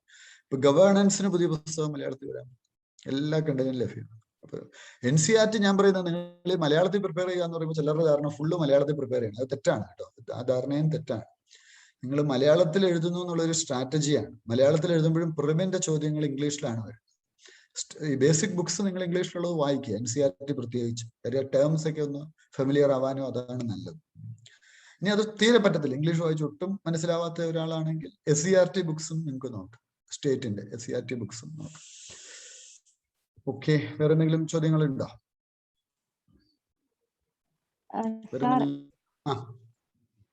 സാർ മെയിൻസ് എക്സാം എഴുതുമ്പോ മലയാളത്തിൽ ആൾക്കാർക്ക് അത് ഒരു പേപ്പർ മലയാളവും പിന്നെ ഒരു പേപ്പർ ഇംഗ്ലീഷ് അങ്ങനെ വല്ലതും ഉണ്ടോ? അതായത് നിങ്ങൾക്ക് വേണമെങ്കിൽ ഇപ്പോ GS നിങ്ങൾക്ക് മലയാളത്തിൽ എടുത്തിട്ട് ഓപ്ഷനിൽ വേണം ഇംഗ്ലീഷിൽ എടുക്കാം. അങ്ങനെ ഇപ്പം നിയമം മാറിയിട്ടുണ്ട്. അങ്ങനെ ചെയ്യാം. ഒരു ഉദാഹരണം പറഞ്ഞാല് GS നിങ്ങൾ എന്ത് ചെയ്തു? GS പേപ്പറുകൾ നിങ്ങൾ SAU ഒക്കെ നിങ്ങൾ ഒരു ലാംഗ്വേജിൽ എടുക്കും, ഓപ്ഷനിൽ ഇംഗ്ലീഷിൽ എഴുതും. ഈ വർഷം നമ്മുടെ ഒരു അധ്യാപകൻ അങ്ങനെയാണ് എഴുതിയത്. അദ്ദേഹം 2 ലാംഗ്വേജ് മിക്സ് ചെയ്ത് എഴുതി. ഓപ്ഷനിൽ അദ്ദേഹം വേറൊരു ഇംഗ്ലീഷിൽ സോഷ്യോളജി ആയിരുന്നു. ബാക്കി എന്ത് ചെയ്തു? GS മലയാളത്തിൽ എഴുതി. എല്ലാം സ്ട്രാറ്റജിയാണ്. എന്തുമാത്രം എൻ്റെ അഭിപ്രായത്തിൽ ഈ സമയം എക്സാം എഴുതുന്നവർ വളരെ ഫോർച്യൂണേറ്റ് ആണ്. കാര്യം ഓപ്ഷനിൽ ചൂസ് ചെയ്യുമ്പോൾ 3 കാര്യങ്ങൾ. ഓപ്ഷനിൽ ചൂസ് ചെയ്യുമ്പോൾ ഒത്തിരി പേര് അബദ്ധം കാണിക്കുന്നതാണ് ഓപ്ഷൻ. അവർ പറയും ഞാൻ കെമിസ്ട്രിയാണ് എടുത്തത്, ഡിഗ്രി. സിലബസ് നോക്കിയപ്പോൾ ഈ കെമിസ്ട്രിയിലുള്ള സിലബസ് മുഴുവൻ എനിക്കറിയാം. നിങ്ങളുടെ ഡിഗ്രി സ്റ്റാൻഡേർഡിലല്ല UPSC ക്വസ്റ്റ്യൻ ചോദിക്കും. അപ്പോൾ നിങ്ങൾ ഒന്നാമത്തെ കാര്യം, ഒരു കോമ്പിറ്റന്റ് ഫാക്കൾട്ടിയെ നിങ്ങൾക്ക് ഇതിന് കണ്ടെത്താൻ പറ്റും. ഉറപ്പായിട്ടും ഓപ്ഷനിൽ ചൂസ് ചെയ്യുമ്പോൾ ശ്രദ്ധിക്കണം. Competent faculty. അപ്പൊ തന്നെ 50% പ്രിപ്പറേഷൻ തീർന്നു കഴിഞ്ഞു. ഒരു കോമ്പിറ്റന്റ് ഫാക്കൾട്ടി ആണ്, അതിൽ കൃത്യ സാധനം തരും, അത് മാത്രം പഠിച്ചാൽ മതി. നോട്ടൊക്കെ കൃത്യമായിട്ട് തരും, അത് വെച്ച് എഴുതിയാൽ മതി. 2 ടെസ്റ്റ് സീരീസ് ഉള്ള ഓപ്ഷനിലാണ്. ഞാൻ ഈ ഓപ്ഷനിൽ പോയി. ഇപ്പൊ ചില ഓപ്ഷൻസ് ഒക്കെ ആളുകൾ എടുക്കും. നിങ്ങൾ ചുമ്മാ ഗൂഗിൾ ചെയ്താൽ മതി. ഓപ്ഷണൽ വേഴ്സസ് സക്സസ് റേറ്റ് കൊടുത്താൽ 0 സക്സസ് റേറ്റ് ഉള്ള ഓപ്ഷണൽസ് ഉണ്ട്. Can imagine that? അതായത് ഒരാൾ പോലും ആ ഓപ്ഷനിൽ നിന്ന് പാസ്സായിട്ടില്ല. അപ്പൊ ആ രീതിയിലുള്ളതൊക്കെ ഉണ്ട്. ഒരാൾ പോലും പാസ്സാവാത്ത ഓപ്ഷണൽസും ഉണ്ട്. അപ്പോൾ സക്സസ് റേഷ്യോ നോക്കുക.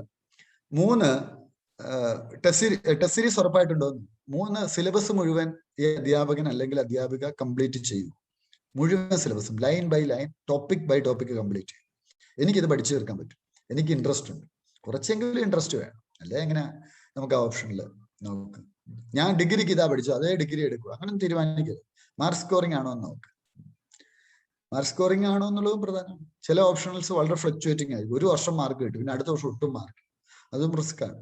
പിന്നെ ഏറ്റവും പ്രധാനം ഒരു കുഞ്ഞ് സ്ട്രാറ്റജി പറഞ്ഞു തരാം. ഒരു ഓൾ ഇന്ത്യ ചിലപ്പോൾ നമ്മൾ ചില ഓപ്ഷണൽസ് നിങ്ങളെ പെർസെൻറ്റേജ് ഒക്കെ ഒന്ന് അനലൈസ് ചെയ്യണം. ഇപ്പൊ 15,000 പേര് മെയിൻസ് എടുക്കുന്നതിൽ 6,000 പേര് എടുക്കുന്ന ഓപ്ഷനിൽ സെയിം ആണ്. ചില ഓപ്ഷൻസ് 6,000 പേര് കോമ്പീറ്റ് ചെയ്യാൻ. ഇപ്പൊ ജോഗ്രഫി 6,000 പേര് എടുക്കും, മലയാളം 250 പേരെ എടുക്കും, എഴുതുന്നുള്ളൂ. അപ്പൊ 6,000 പേരോട് കോമ്പീറ്റ് ചെയ്യുന്നതാണ് എളുപ്പം 250 പേരോട് കോമ്പീറ്റ് ചെയ്യുന്ന ആളാണ്. സോഷ്യോളജി ചിലപ്പോൾ ഒരു അതിൽ നിന്നുള്ള സക്സസ് റേഷ്യോ അതും നോക്കണം. എത്ര പേര് എഴുതി, അതിൽ എത്ര പെർസെൻറ്റേജ് തിരിച്ചു വന്നു, ഇങ്ങനത്തെ കാര്യങ്ങളെല്ലാം ഒന്ന് അനലൈസ് ചെയ്ത്. പിന്നെ നിങ്ങളുടെ ഇഷ്ടം, ഏറ്റവും പ്രധാനം അതാണ്. നിങ്ങളുടെ ഇഷ്ടം. ഒട്ടും ഇഷ്ടമില്ലാതെ ഒരു വിഷയം പോയി എടുക്കുക. കുറച്ചെങ്കിലും ഒരു ഇഷ്ടം വേണം. പൊളിറ്റി നല്ല ഓപ്ഷൻ. പൊളിറ്റി ഓപ്ഷണലിനെ കുറിച്ച് പറയാവുന്ന ആരോ ഒരാൾ ചോദിച്ചിരിക്കുന്നു. പൊളിറ്റി നല്ല ഓപ്ഷനിലാണ് കേട്ടോ. പൊളിറ്റി നല്ല ഓപ്ഷനിലാണ് മാർക്ക് സ്കോർ ചെയ്യാൻ. അഗെയിൻ ഫാക്കൾട്ടി കോമ്പറ്റൻസ് ആണ് ഞാൻ സജസ്റ്റ് ചെയ്യുന്ന കാര്യം. ഏറ്റവും പ്രധാനം ഓപ്ഷനിൽ എടുക്കുമ്പോൾ നമ്പർ 1 ഫാക്ടർ. നിങ്ങൾ ചിലപ്പോൾ ചില ഇൻസ്റ്റിറ്റ്യൂട്ടിന് പേര് വെച്ച് ഓപ്ഷൻ എടുക്കരുത്. ചില ഇൻസ്റ്റിറ്റ്യൂട്ടുകൾ എടുക്കുന്ന വളരെ ജൂനിയർ ആയിട്ടുള്ള ആളുകളെ കൊണ്ടുവന്ന് എടുക്കും. ഈ വർഷം ഒരാൾ, അടുത്ത വർഷം വേറൊരാൾ. അവരൊന്നും എക്സ്പീരിയൻസ്ഡ് ആയിരിക്കുക. എന്ന് വെച്ചാൽ ചില ഓപ്ഷണൽ സബ്ജക്ട് പ്രത്യേകം എടുക്കുമ്പോൾ പല ഓപ്ഷണൽ ഫാക്കൾട്ടീസും പ്രത്യേകിച്ചും കോമ്പറ്റന്റ് ഫാക്കൾട്ടീസ് അവർ ചിലപ്പോൾ ഇൻസ്റ്റിറ്റ്യൂട്ടിൽ പോയി എടുക്കുന്നവരായിരിക്കണമെന്നില്ല. അല്ലെ അവരുടെ ഇൻസ്റ്റിറ്റ്യൂട്ടിലെ അവരെടുക്കത്തുള്ളൂ, വേറെ ഇൻസ്റ്റിറ്റ്യൂട്ടിൽ അവർ ക്ലാസ് എടുക്കത്തില്ല. ഇങ്ങനെയൊക്കെയുള്ള ഫാക്ട്സ് ഉണ്ട്. അപ്പൊ അതൊക്കെ നിങ്ങൾ അനലൈസ് ചെയ്തിട്ട് ആ ടോപ്പിക് അങ്ങനെയുള്ള ഒരു ഡിസിഷൻ എടുക്കാവുള്ളൂ. എന്റെ ഇൻസ്റ്റിറ്റ്യൂട്ട് ഇതാണ് ഓപ്റ്റ് ചെയ്യുന്നത്, അങ്ങനെ ചെയ്യരുത്. ഇപ്പൊ നമുക്ക് അബ്സല്യൂട്ടിൽ തന്നെ ഇൻസൈറ്റിലെ സ്റ്റുഡൻസ് ഓപ്ഷണലിനുണ്ട്, വാജിറാമിന്റെ സ്റ്റുഡൻസ് ഓപ്ഷണലിനുണ്ട്. കേരളത്തിലെ എല്ലാ അക്കാഡമിയിലെയും സ്റ്റുഡൻസും മലയാളം ഓപ്ഷണലിന് ഇവിടെ വരാറുണ്ട്. അപ്പൊ അതൊക്കെ ഡിപ്പെൻസ്. അപ്പൊ എല്ലാ വിഷയം ഉറപ്പ് തന്നെ പിടിക്കണമെന്ന് നിർബന്ധമൊന്നും പിടിക്കേണ്ട കാര്യമൊന്നുമില്ല. നമുക്ക് ഇഷ്ടമുള്ള പലയിടത്തായിട്ട് നമ്മുടെ ഒരു ഇഷ്ടം അനുസരിച്ചും പ്രിപ്പറേഷൻ കൊണ്ടുപോകണം. അങ്ങനെ കൊണ്ട് ഓപ്ഷണൽ ലോ എടുക്കുന്നത് ബെനിഫിറ്റ് ആണോ എന്നൊരു തങ്കുദ്ദീൻ ചോദിക്കുന്നു. ഓപ്ഷണൽ ലോ കുഴപ്പമില്ല, നിങ്ങൾ ഒരു ഫാക്കൾട്ടി ഐഡന്റിഫൈ ചെയ്യണം, ഇത് പ്രധാനം. സൈക്കോളജി കുറച്ച് പറയാമോ? ഗൗരിനന്ദന ചോദിക്കുന്നു. സൈക്കോളജി ഓപ്ഷണൽ നല്ലതാണ്. ബ്യൂട്ടിഫുൾ മൈൻഡ് എന്നൊക്കെ പറഞ്ഞൊരു വെബ്സൈറ്റ് ഉണ്ട്. അപ്പൊ താല്പര്യമുണ്ട് അതൊക്കെ ഒന്ന് ഫോളോ ചെയ്തോളൂ. ഈ ചില ഓപ്ഷണൽസിൽ കറണ്ട് റിലേറ്റഡ് ഏരിയാസ് കൂടുതലാണ്. അത് നമ്മൾ കൃത്യമായിട്ട് പഠിക്കണം. കറണ്ട് ഏരിയാസ് ഒക്കെ നമ്മൾ നന്നായിട്ട് പഠിക്കാൻ പറ്റണം. പിന്നെ ചിലരുടെ ഓപ്ഷണലിന് സ്ഥിരം മാർക്ക് കുറവാണ്. ഇപ്പൊ ഒരാള്, ഇപ്പൊ എനിക്കറിയാവുന്ന ഒരു ഫാക്കൾട്ടി, എന്റെ തന്നെ ഒരു ഫാക്കൾട്ടിയാണ്, നല്ല മനുഷ്യനാണ്, നല്ല അധ്യാപകനാണ്. പക്ഷെ അദ്ദേഹം എക്കണോമിക്സ് ആണ് ഓപ്ഷണൽ എടുത്തത്. അപ്പൊ എന്താ സംഭവിച്ചെന്ന് വെച്ചാൽ ഓപ്ഷണൽ ഒരു പരിധി കുറച്ച് മാർക്ക് കയറുന്നില്ല. GS ആണ് നല്ല മാർക്ക്. അതുകൊണ്ട് എന്താ പറ്റിയത്? പുള്ളിക്കാരൻ ഒരിക്കലും സർവീസിൽ കയറാൻ പറ്റുന്നില്ല. പ്രിലിം പാസ്സാവും, ചിലപ്പോൾ മെയിൻ പാസ്സാവും, ചിലപ്പോൾ മെയിനെ തന്നെ തട്ടി നിൽക്കും. അപ്പൊ സൈക്കോളജിയൊക്കെ നല്ല ഫാക്കൾട്ടീസ് അവൈലബിൾ ആണ്. താല്പര്യം ഉണ്ടെങ്കിൽ എടുക്കാം, ഹെൽപ്പ് ചെയ്യാൻ പറ്റുന്നവരുണ്ട്. Hello sir. പൊളിറ്റിക്കൽ ആന്ത്രോപോളജി ഓപ്ഷണലായിട്ട് എടുക്കുന്നത് നല്ലതാണോ? ആന്ത്രോപോളജി ഇപ്പൊ റീസെന്റ് പോപ്പുലർ ആയിട്ട് വന്നിട്ടുള്ള ഒരു ഓപ്ഷനിലാണ് ആന്ത്രോപോളജി. ആന്ത്രോപോളജി നല്ലതാണ്, മാർക്ക് സ്കോറിംഗ് ആണ്. പ്രത്യേകിച്ച് എനിക്ക് തോന്നുന്നു, എന്താ ബാക്ക്ഗ്രൗണ്ട്, എന്താ ഇതിന്റെ ബാക്ക്ഗ്രൗണ്ട് പറയാമോ? ഡിഗ്രി എന്താ ചെയ്തത്?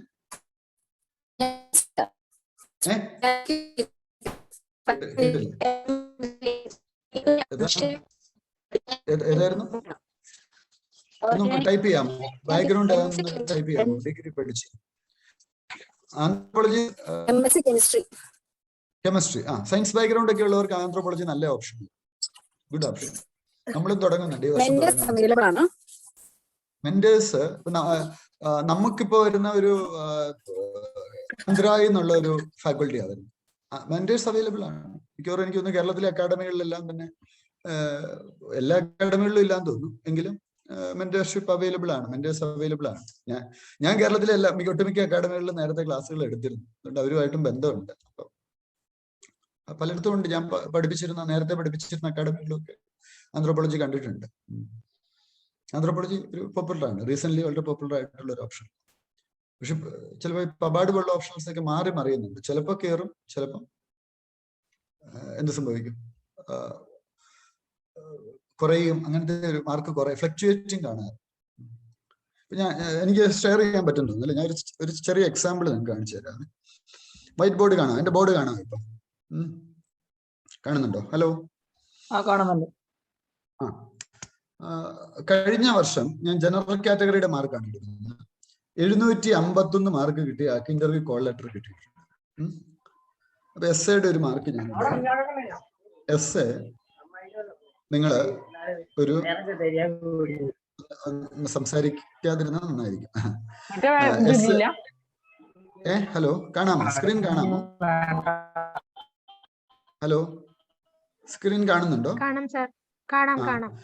എസ്ഐക്ക് നിങ്ങളൊരു 125 മാർക്ക് 50% സ്കോർ ചെയ്തു. ഇത് പ്രാക്ടിക്കലി പോസിബിൾ ആണോ? ആണ്. 50% എന്ന് പറഞ്ഞാൽ അത്ര വലിയ മാർക്കൊന്നുമില്ല. നമ്മുടെ തന്നെ പല ഫാക്കൾട്ടീസും കഴിഞ്ഞ വർഷമൊക്കെ 157 ഒക്കെ സ്കോർ ചെയ്തവരുണ്ട്, അല്ലേ? പലർക്കും നല്ല മാർക്ക് സ്കോർ ചെയ്യാൻ പറ്റുന്ന ഒരു ഏരിയയാണ്. S 125 mark score. GS 1 to 4 നിങ്ങളൊരു 40% സ്കോർ ചെയ്യാൻ. അതിലെ എത്തിക്സ് ഒക്കെ കൃത്യമായ രീതിയിൽ എഴുതിയാലേ മാർക്ക് കിട്ടും. ഞാൻ എത്തിക്സ് എടുക്കുന്ന ഒരു അധ്യാപകനായതുകൊണ്ട് അത് എഴുതേണ്ട രീതിയുണ്ട്. ആ രീതിക്ക് അനുസരിച്ച് കയറിയാലേ കൃത്യമായിട്ട് മാർക്ക് കിട്ടത്തില്ല, അല്ലെ കയറത്തില്ല. ചിലപ്പോൾ ആദ്യത്തെ റാങ്ക് കിട്ടുന്ന പലർക്കും എത്തിക്സിന് മാർക്ക് കുറയുന്ന പോലെയൊക്കെ കാണാറ്. ഇപ്പൊ എത്ര മാർക്കായി? 400 പ്ലസ് 125, 525. ഓപ്ഷണലിന് നിങ്ങളൊരു 300 മാർക്ക് സ്കോർ ചെയ്യുന്ന ഒരു സിറ്റുവേഷൻ. അപ്പൊ എത്രയായി? 400, 300, 700, 825 മാർക്കായി. ഇന്റർവ്യൂ കോൾ ലെറ്റർ കിട്ടുമോ ഇല്ലയോ? എത്ര വേണം ഇന്റർവ്യൂ കോൾ ലെറ്റർ കിട്ടാൻ? എത്ര വേണം? 750. ഇനി ഞാനൊരു വേഴ്സ് സിനാരിയോ കാണിക്കാം. വേഴ്സ് സിനാരിയോ എന്ന് വെച്ചാൽ, നിങ്ങൾ ഓപ്ഷണലിനും SIക്ക് നന്നായിട്ട് സ്കോർ ചെയ്തെന്ന് വിചാരിക്കാം. SIക്ക് നിങ്ങൾ ഒരു 150 വാങ്ങിച്ചു. 150 ഒക്കെ നന്നായിട്ട് എഴുതിയെടുക്കുന്നവർക്ക് വാങ്ങാം. GSന് നിങ്ങൾ ഒരു 300 മാർക്ക് 30% വാങ്ങി. ഓപ്ഷണലിന് നിങ്ങളൊരു 310 വാങ്ങും. അപ്പോഴും എത്രേ? 750. ഇന്റർവ്യൂ കോൾ ലെറ്റർ കിട്ടുമോ ഇല്ലയോ? കിട്ടും. GS തീരെ കുറയ്ക്കണ്ട, 300 ആക്കണ്ട, ഒരു 325 വാങ്ങും. ഓപ്ഷനിൽ ഒരു 300 വാങ്ങും. 225, 725, 775. ഇന്റർവ്യൂ കോൾ ലെറ്റർ കിട്ടുമോ ഇല്ലയോ? കിട്ടുമോ? ഈ സ്ട്രാറ്റജി ആദ്യം പഠിച്ചു വെക്കണം. അല്ലാതെ വെറുതെ കണ്ണും പൂട്ടിയിരുന്ന് ഫുള്ള് പോയിട്ടിരുന്ന് പഠിച്ചുകൊണ്ടിരുന്നിട്ടൊന്നും വലിയ കഥയില്ല. അപ്പൊ ഇങ്ങനെ ഒരു റൈറ്റ് സ്ട്രാറ്റജി ഉണ്ടാക്കുക. ആ സ്ട്രാറ്റജിയോട് കൂടി മുൻപോട്ടേക്ക് പോവുക. വേറെ സംശയം ഉണ്ടോ ചോദിക്കാം. പ്രിപ്പറേഷൻ ടൈമിൽ എന്താണ് സ്ട്രെസ് ഓവർകം ചെയ്യാൻ എന്താ ചെയ്യാ പറയും?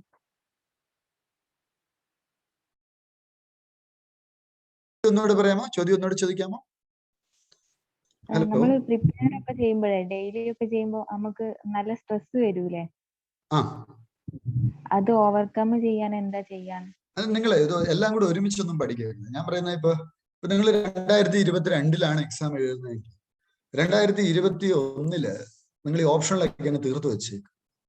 ആദ്യമേ അങ്ങ് തീർത്ത് വെച്ചേക്കണം. അപ്പൊ ആ ഒരു ഏരിയ ഞാൻ പഠിച്ചു. എല്ലാം ഒറ്റയടിക്ക് അങ്ങ് പഠിക്കുന്ന, അങ്ങനെ വരുമ്പോൾ സ്ട്രെസ് ഒന്നും. പിന്നെ കുറേശ്ശെ ആയിട്ട് പഠിക്കുക. പിന്നെ എന്താ ഈ സ്ട്രെസ് വരാനുള്ള കാര്യം എന്താ? ഓവർലോഡ് ഉള്ളത് കൊണ്ടാണ്. എനിക്ക് ഒത്തിരി പഠിക്കാനുണ്ട്, അല്ലെ അങ്ങനെ ഒരു ഫീൽ വരുന്നതുകൊണ്ടല്ലേ എനിക്ക് സ്ട്രെസ് വരുന്നത്? ആണോ? അപ്പൊ ഇതെല്ലാം പഠിച്ചിട്ട് ചിലപ്പോൾ ഈ ഏരിയയിൽ നിന്ന് ഒത്തിരി ക്വസ്റ്റ്യൻ വരണമെന്നില്ല. അപ്പൊ ഞാൻ പറഞ്ഞ സിസ്റ്റമാറ്റിക് ആയിട്ട് പഠിക്കുക. ബുക്സ് ഒക്കെ ആദ്യം തിരഞ്ഞെടുക്കുക, ഏത് വേണം എന്ത് വേണം, അത് വെച്ചിട്ട് അത് മാത്രം പഠിച്ചു പോകുന്ന ഒരു സ്ട്രാറ്റജി, അതായിരിക്കും നല്ലത്. പിന്നെ നിങ്ങൾ നിങ്ങളെ മോട്ടിവേറ്റ് ചെയ്യുക. ഇവരുടെയൊക്കെ വീഡിയോ ഒക്കെ ഇല്ലേ, ഇപ്പൊ നമ്മുടെ യൂട്യൂബ് ചാനലിൽ എനിക്ക് തോന്നുന്നു ആഴ്ചയിൽ കുറഞ്ഞ ഓരോ ഓഫീസറുമായിട്ടുള്ള ഇന്ററാക്ഷൻ എങ്കിലും നല്ല നല്ല ഇന്ററാക്ഷൻസ് ആയിരുന്നു. ഇപ്പൊ കഴിഞ്ഞ ആഴ്ച കളക്ടർ ബ്രോ ഉണ്ടായിരുന്നു, പ്രശാന്ത് സാർ ഉണ്ടായിരുന്നു, പിന്നെ നിർമ്മൽ ഔസേപ്പച്ചൻ ഉണ്ടായിരുന്നു. നിർമ്മലിന്റെ ഒക്കെ വീഡിയോ ഇപ്പൊ മിനിയാന്ന് മറ്റും അപ്ലോഡ് ചെയ്തിട്ടുണ്ട്. അവരുടെ സ്ട്രഗിള് അതൊക്കെയാണ് അവർ പറയുന്നത്. നമുക്ക് മോട്ടിവേഷൻ തരില്ലേ. ഗോകുൽ ഉണ്ടായിരുന്നു, ഗൂഗിൾ അന്ധതയെ അതിജീവിച്ച് സിവിൽ സർവീസ് കിട്ടിയ ആളാണ്. ഇതൊക്കെ നമുക്ക് മോട്ടിവേഷൻ തരണം. അവർക്കാകാമെങ്കിൽ എന്തുകൊണ്ട് എനിക്കായിക്കൂടാ? അങ്ങനെയൊക്കെ ഇങ്ങനെ ചിന്തിച്ചു പോയാൽ മതി. പിന്നെ വർക്ക് ചെയ്യുക, നന്നായിട്ട് ഇതൊക്കെ കിട്ടും. സിവിൽ സർവീസിന് പ്രിപ്പയർ ചെയ്താലുള്ള ഗുണം, സിവിൽ സർവീസ് കിട്ടിയില്ലെങ്കിൽ ഏതെങ്കിലും നല്ല പ്രൊഫൈൽ നമ്മൾ ഉറപ്പായിട്ടും വരും അല്ലേ. പിന്നെ എന്നോട് വ്യക്തിപരമായിട്ട് ചോദിക്കണം, ഒരു PSC പരീക്ഷയാണോ എളുപ്പം, സിവിൽ സർവീസ് ആണോ എളുപ്പം എന്ന് ചോദിച്ചാൽ ഞാൻ പറയും സിവിൽ സർവീസ് ആണ് എളുപ്പം. എന്താ കാര്യം? PSC പരീക്ഷയ്ക്ക് എന്താ കുഴപ്പം? PSCയുടെ ക്വസ്റ്റ്യൻ ബാങ്കിൽ എത്ര ക്വസ്റ്റ്യൻ ഉണ്ടെന്ന് അറിയാം? എത്ര ക്വസ്റ്റ്യൻ ഉണ്ട് ക്വസ്റ്റ്യൻ ബാങ്കിൽ PSC പുറത്തിറക്കുന്നതിനകത്ത്?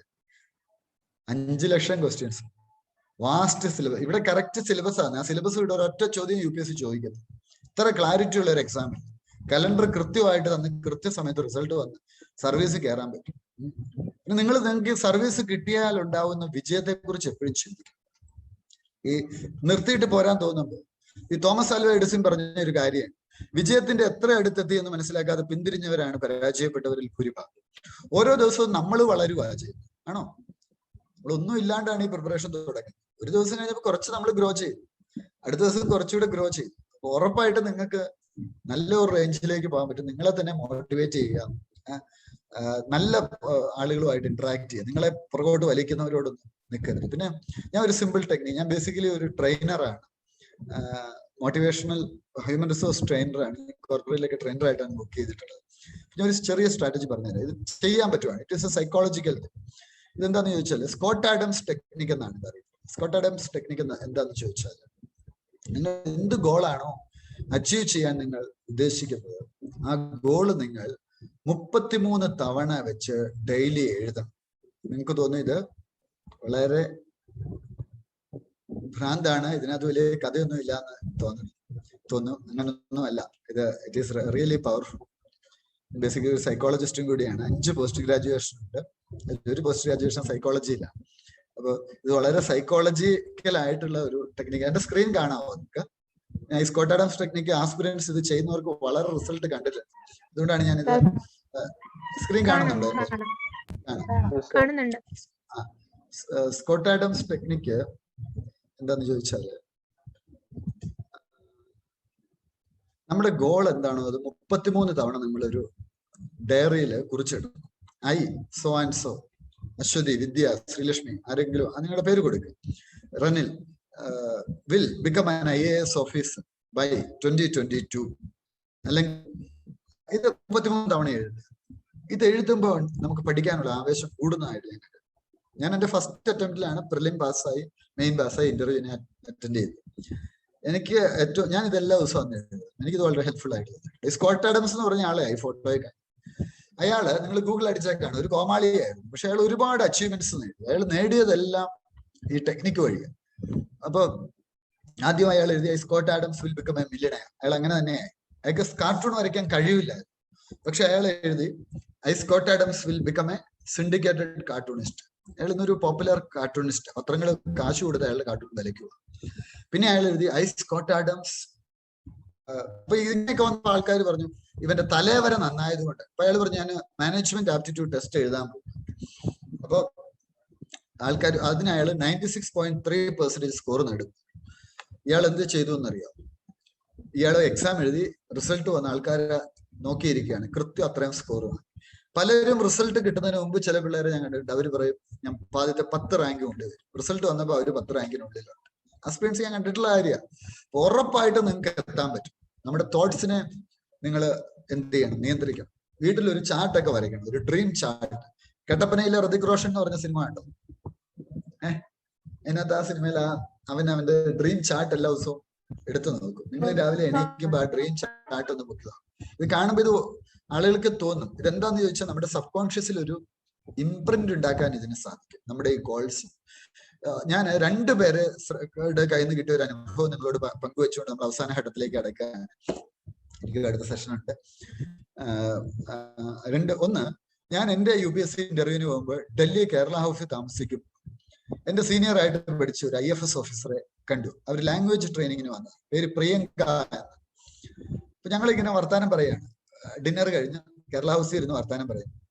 ഇവര് ആകസ്മികമായിട്ട് എന്നോട് സൂചിപ്പിച്ചൊരു കാര്യം, ഞാൻ സിവിൽ സർവീസ് പ്രിപ്പറേഷൻ തുടങ്ങിയ സമയത്ത് തന്നെ ഇന്റർവ്യൂവിന് എടുക്കാനുള്ള സാരി ഞാൻ വാങ്ങി വെച്ചിരുന്നു. ഒരു IFS ഓഫീസർ. എന്റെ അടുത്ത ഒരു സുഹൃത്തായിട്ടുള്ള അശ്വതി സേലു എന്ന ദേവനാഗരയുടെ ഒക്കെ ജില്ലാ കളക്ടറായിരുന്നു. അശ്വതി ആദ്യത്തെ പ്രിലിം എഴുതി. ഞങ്ങൾ രണ്ടും ഒരുമിച്ച പ്രിലിം എഴുതി. ഞാൻ പ്രിലിം പാസ്സായി, അശ്വതി തോറ്റുപോയി. അപ്പൊ അത് കഴിഞ്ഞ് ഫോൺ വിളിച്ചപ്പോൾ അശ്വതി പറഞ്ഞു, അടുത്ത വർഷം നമ്മൾ ഉറപ്പായിട്ടും ലബാസിനെ കാണുന്നു. അപ്പൊ ഞാൻ ചോദിച്ചു, എന്താ ഇത്ര ഗ്യാരണ്ടി, എന്താണ് ഇത്ര ആർജവത്തോടു കൂടി പറയുന്നത്? അപ്പൊ പറഞ്ഞു, ഞാൻ ഇന്റർവ്യൂവിനുള്ള സാരി വാങ്ങി വെച്ചിട്ടുണ്ട്, അലമാര സൂക്ഷിച്ചിട്ടുണ്ട്. അടുത്ത വർഷം അശ്വതി സിവിൽ സർവീസ് പ്രിലിം പാസ്സായി, മെയിൻ പാസ്സായി, ഇന്റർവ്യൂ പാസ്സായി. ആ സാരി തന്നെ കൊടുത്ത് ഇന്റർവ്യൂവിന് കിട്ടിയ റാങ്ക് എത്രയാണെന്നറിയാം? ഓൾ ഇന്ത്യ റാങ്ക് എനിക്കൊന്ന് 22 ആയിരുന്നു. 22 ആദ്യത്തെ റാങ്ക്. എന്ന് വെച്ചാൽ 22 റാങ്ക് കിട്ടിയ ആളും 1 റാങ്ക് കിട്ടിയ ആളും തമ്മിൽ മാർക്കിൽ ഒരു 4-5 മാർക്കിന്റെ ഡിഫറൻസേ കാണത്തുള്ളൂ. അപ്പൊ കൺവിക്ഷൻ ആണ് നമ്മളെ വിജയത്തിലേക്ക് എത്തുന്നത്, അല്ല ഹാർഡ് വർക്ക് മാത്രമല്ല. നിങ്ങൾ ഒന്നൊരു പടം വരയ്ക്കും, നിങ്ങളുടെ പേര് അതിന്റെ സൈഡിൽ നിങ്ങളുടെ പേര് വെച്ച് നിങ്ങളെ മോട്ടിവേറ്റ് ചെയ്യുന്ന ചിത്രങ്ങളൊക്കെ കാണും. അങ്ങനെയുള്ള ആളുകളുമായിട്ട് ഇന്ററാക്ട് ചെയ്യും. ഈ അൺനെസസറി ആയിട്ടുള്ള നെഗറ്റീവ് നിങ്ങളെ പുറകോട്ട് വലിക്കുന്നവരോടൊന്നും അവരോടൊന്നും ഇന്ററാക്ട് ചെയ്യാൻ പോകരുത്. നമുക്കൊരു വിശ്വാസമാണ്. പിന്നെ ഏറ്റവും പ്രധാനപ്പെട്ട കാര്യം എനിക്ക് നിങ്ങളോട് പറയാനുള്ള, സമയം നിങ്ങൾ നന്നായിട്ട് യൂസ് ചെയ്യുക. അൺനെസസറി ടൈം കളയരുത്. വെറുതെ കൃത്യമായ കാര്യം മനസ്സിലാക്കുക. സോളോ പ്രിപ്പറേഷൻ ആണ് സിവിൽ സർവീസിൽ പ്രധാനം. എന്താണ് ഈ സോളോ പ്രിപ്പറേഷൻ? കൂട്ടുകാരൻ എന്തോരം പഠിച്ചിട്ട് കാര്യമില്ല, നമ്മൾ പഠിച്ചില്ല നമുക്ക് എഴുതാം. അപ്പൊ നമ്മൾ ഒരു വ്യക്തി എന്നുള്ള രീതിയിൽ മാറുക. നിങ്ങൾക്ക് എല്ലാവിധ വിജയാശംസകളും നേരുന്നു. നമ്മുടെയും സ്കോളർഷിപ്പ് പദ്ധതികളൊക്കെ നടക്കുന്നുണ്ട്. 2 പദ്ധതികളാണ് ഞാൻ ഇൻഡിവിജ്വലി അബ്സല്യൂട്ടിൽ നടപ്പിലാക്കുന്നത്. ഒന്ന് ചിത്രശലഭം എന്ന് പറയുന്ന ഒരു പദ്ധതിയുണ്ട്. ഭിന്നശേഷിക്കാരായ, ഡിഫറെന്റ്ലി ഏബിൾഡ്, ബ്ലൈൻഡ് ആവാം, ലോക്കോമോട്ടീവ് ഡിസബിലിറ്റി ഉള്ള ആളുകളാവാം, അല്ലെങ്കിൽ വീൽ ചെയറിൽ ഇരിക്കുന്ന ആളുകളാവാം. അങ്ങനെ 25 പേർക്ക്, ഡെഫായിട്ടുള്ള ആളുകളാവാം, 25 പേർക്ക് നമ്മൾ അബ്സല്യൂട്ടിൽ സൗജന്യ പരിശീലനം കൊടുക്കുകയാണ്. എല്ലാം മിടുക്കരായ സമൃദ്ധരായ ആളുകളാണ്. ഒരുപാട് അഭിമാനമുണ്ട്. നല്ല ആളുകളാണ്, നല്ല വിദ്യാർത്ഥികളാണ്. അവർക്ക് ഇത് ഞാൻ കൊണ്ടുവരാൻ തന്നെ കാര്യം, പലപ്പോഴും ഈ സ്കോളർഷിപ്പ് വീഡിയോ ഒക്കെ കൊണ്ടുവന്നപ്പോൾ കുറെ പേര് എന്നെ കോൺടാക്ട് ചെയ്തു. അപ്പൊ നമ്മൾ നോക്കിയപ്പോൾ മുന്നോക്കക്കാർക്കും പിന്നോക്കക്കാർക്കും എല്ലാവർക്കും ഗവൺമെന്റ് ഫണ്ടിങ്, ഭിന്നശേഷിക്കാർക്ക് മാത്രമല്ല. അങ്ങനെ കുറച്ച് പേര് എന്നെ കോൺടാക്ട് ചെയ്തപ്പോഴാണ് ഈ ഒരു പദ്ധതി തുടങ്ങാമെന്ന് തീരുമാനിച്ചത്. അപ്പൊ നിങ്ങളുടെ സുഹൃത്തുക്കൾ ആരെങ്കിലും ഉണ്ട് അവരോട് പറയും. അടുത്ത വർഷം 25 പേരെ എടുത്തു. ഈ വർഷം 25 പേരെ എടുത്തു. പിന്നെ 1 രൂപയ്ക്ക് IAS എന്ന് പറഞ്ഞൊരു പദ്ധതി. അവിടെ നമ്മൾ ക്വാളിറ്റി ഉള്ള, പഠിക്കാൻ താല്പര്യമുള്ള, അവിടെ നമ്മൾ ജാതിയോ മതമോ വർണ്ണമോ വർഗമോ ഒന്നും നോക്കുന്നില്ല, ജെനുവിൻ ആയിട്ടുള്ള 25 പേര്. അവരൊരു എൻട്രൻസ് നടത്തും. എൻട്രൻസ് ടോപ്പ് ആകുന്നവർക്ക് 1 രൂപയ്ക്ക് അവർ 25 പേരെ നമ്മൾ സിവിൽ സർവീസ് കോച്ചിങ് കൊടുക്കും. അതും എല്ലാ വർഷവും നടക്കുന്ന ഒരു പദ്ധതിയാണ്. അത് താല്പര്യമുള്ളവർക്ക് ആ എൻട്രൻസ് ഒക്കെ എഴുതാം. പല ബാക്ക്ഗ്രൗണ്ട് ഉള്ളവർ വരുന്നുണ്ട്. അപ്പൊ ഇതൊക്കെയാണ് നമ്മുടെ പദ്ധതികൾ. കൂടുതൽ ആളുകൾ വരട്ടെ. ഞാനും കോച്ചിങ് രംഗത്ത് എൻ്റെ ഒരു വിഷൻ എന്ന് വെച്ചാൽ കൂടുതൽ നല്ല ലീഡേഴ്സിനെ ക്രിയേറ്റ് ചെയ്യണം. അതാണ് എൻ്റെ ഒരു ഉദ്ദേശം. നല്ല സോഷ്യലി കമ്മിറ്റഡ് ആയിട്ടുള്ള ലീഡേഴ്സ് വരണം, നല്ല നല്ല ആളുകൾ വരണം. അതൊക്കെയാണ് നമ്മുടെ ഉദ്ദേശം. അപ്പൊ തീർച്ചയായിട്ടും നിങ്ങൾക്ക് എല്ലാവിധ ആശംസകളും നേരുന്നു. ആരോ എന്തോ ഒരു ചോദ്യയുടെ ചാറ്റിൽ ചോദിച്ചു, political science and international relation option എടുക്കുന്നത് നല്ലതാണ്. IFS എടുക്കാൻ ഇഷ്ടമുള്ള ഒരാൾക്ക് ഈ ഓപ്ഷണൽ നല്ലതാണ്, നല്ല ഓപ്ഷണൽ. പക്ഷെ അടുത്തൊരു വിഷയം എന്ന് വെച്ചാൽ നല്ലതാണോ ഓപ്ഷൻ? നല്ലതാണ്. ചോദിച്ചു, അശ്വതി ചോദിച്ചു. ഞാൻ ക്വസ്റ്റ്യൻ ചോദിച്ചത് പൊളിറ്റിക്കൽ സയൻസ് ആൻഡ് ഇന്റർനാഷണൽ. ഒന്ന് കുറച്ച് എനിക്ക് സൗണ്ട് കേൾക്കാൻ കുറച്ചുകൂടി ഉറക്കെ പറയാം. ഹലോ സാർ, ഇപ്പൊ കേൾക്കുന്നുണ്ടോ? ഇപ്പൊ കേൾക്കാം. Political science and international relation test series ഒക്കെ അവൈലബിൾ ആണോ? ഉണ്ടാവും. ഈ വർഷം ഞാൻ എൻ്റെ ഒരു വിഷൻ, ഇപ്പൊ ഒത്തിരി പിള്ളേർക്ക് അവർ ആഗ്രഹിക്കുന്ന ഓപ്ഷനിൽ കിട്ടുന്നില്ല. ഞാൻ ഇത്തവണ പ്ലാൻ ചെയ്യുന്നതിന് അബ്സല്യൂട്ടിനെ ഒരു ഓപ്ഷണൽ ഹബ്ബാക്കി മാറ്റുക എന്നുള്ളതാണ്. ഈ വർഷം നമ്മളിപ്പോ ഇമ്മീഡിയറ്റ് ആയിട്ട് തുടങ്ങാൻ പോകുന്ന ഓപ്ഷനിൽ ആന്ത്രോപോളജി തുടങ്ങുന്നുണ്ട്, ഇംഗ്ലീഷ് ലിറ്ററേച്ചർ തുടങ്ങുന്നുണ്ട്, ഹിസ്റ്ററി തുടങ്ങുന്നുണ്ട്, പൊളിറ്റിക്കൽ സയൻസ് തുടങ്ങുന്നുണ്ട്.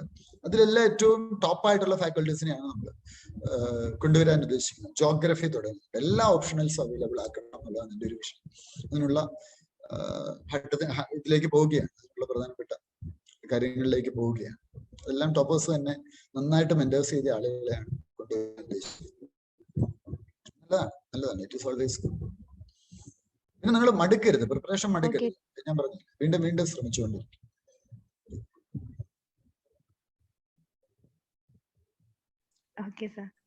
മലയാളം ഓപ്ഷനില് ഫ്രീ കണ്ടന്റും ടോപ്പേഴ്സിന്റെ ആൻസേഴ്സും ഒക്കെ നമ്മൾ ഇടുന്ന ഒരു സൗജന്യ ടെലഗ്രാം ചാനലുണ്ട്.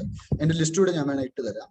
നിങ്ങൾ അതിൽ കയറി കഴിഞ്ഞാൽ നിങ്ങൾക്ക് ഈ മലയാളം ഓപ്ഷനിലൊക്കെ എടുക്കാൻ താല്പര്യമുള്ളവർക്ക് ഫ്രീ കണ്ടന്റ്, പ്രത്യേകിച്ച് അതിനകത്തുള്ള ഏറ്റവും വലിയ ഗുണം ഈ ടോപ്പേഴ്സിന്റെ ആൻസേഴ്സ് കിട്ടും. അവർ നന്നായിട്ട് ആൻസേഴ്സ് ഇടും.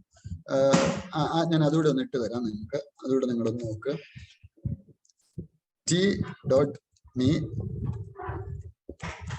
Civil service Malayalam. ഇതില് നല്ല ടോപ്പേഴ്സിന്റെ ആൻസറും ഫ്രീ കണ്ടന്റും ഇടും. പിന്നെ ഈ മലയാളത്തിൽ എഴുതുന്ന ആരെങ്കിലും ഉണ്ടെങ്കിൽ അവർക്കൊരു ഫ്രീ ടെലഗ്രാം ചാനൽ ഉണ്ട്. മലയാളം കണ്ടന്റ് കൂടുതൽ ഇടുന്ന ഒരു ടെലഗ്രാം ചാനൽ ഉണ്ട്. അതിന്റെ ലിങ്ക് കൂടെ ഇടാം.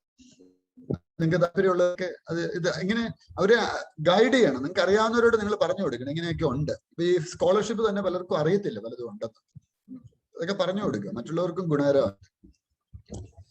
Civil service exam in Malayalam എന്നുള്ള ഒരു ടെലഗ്രാം ചാനൽ, അതും ഈ മലയാളം കണ്ടന്റ് ഇടുന്ന ഒരു ചാനലാണ്.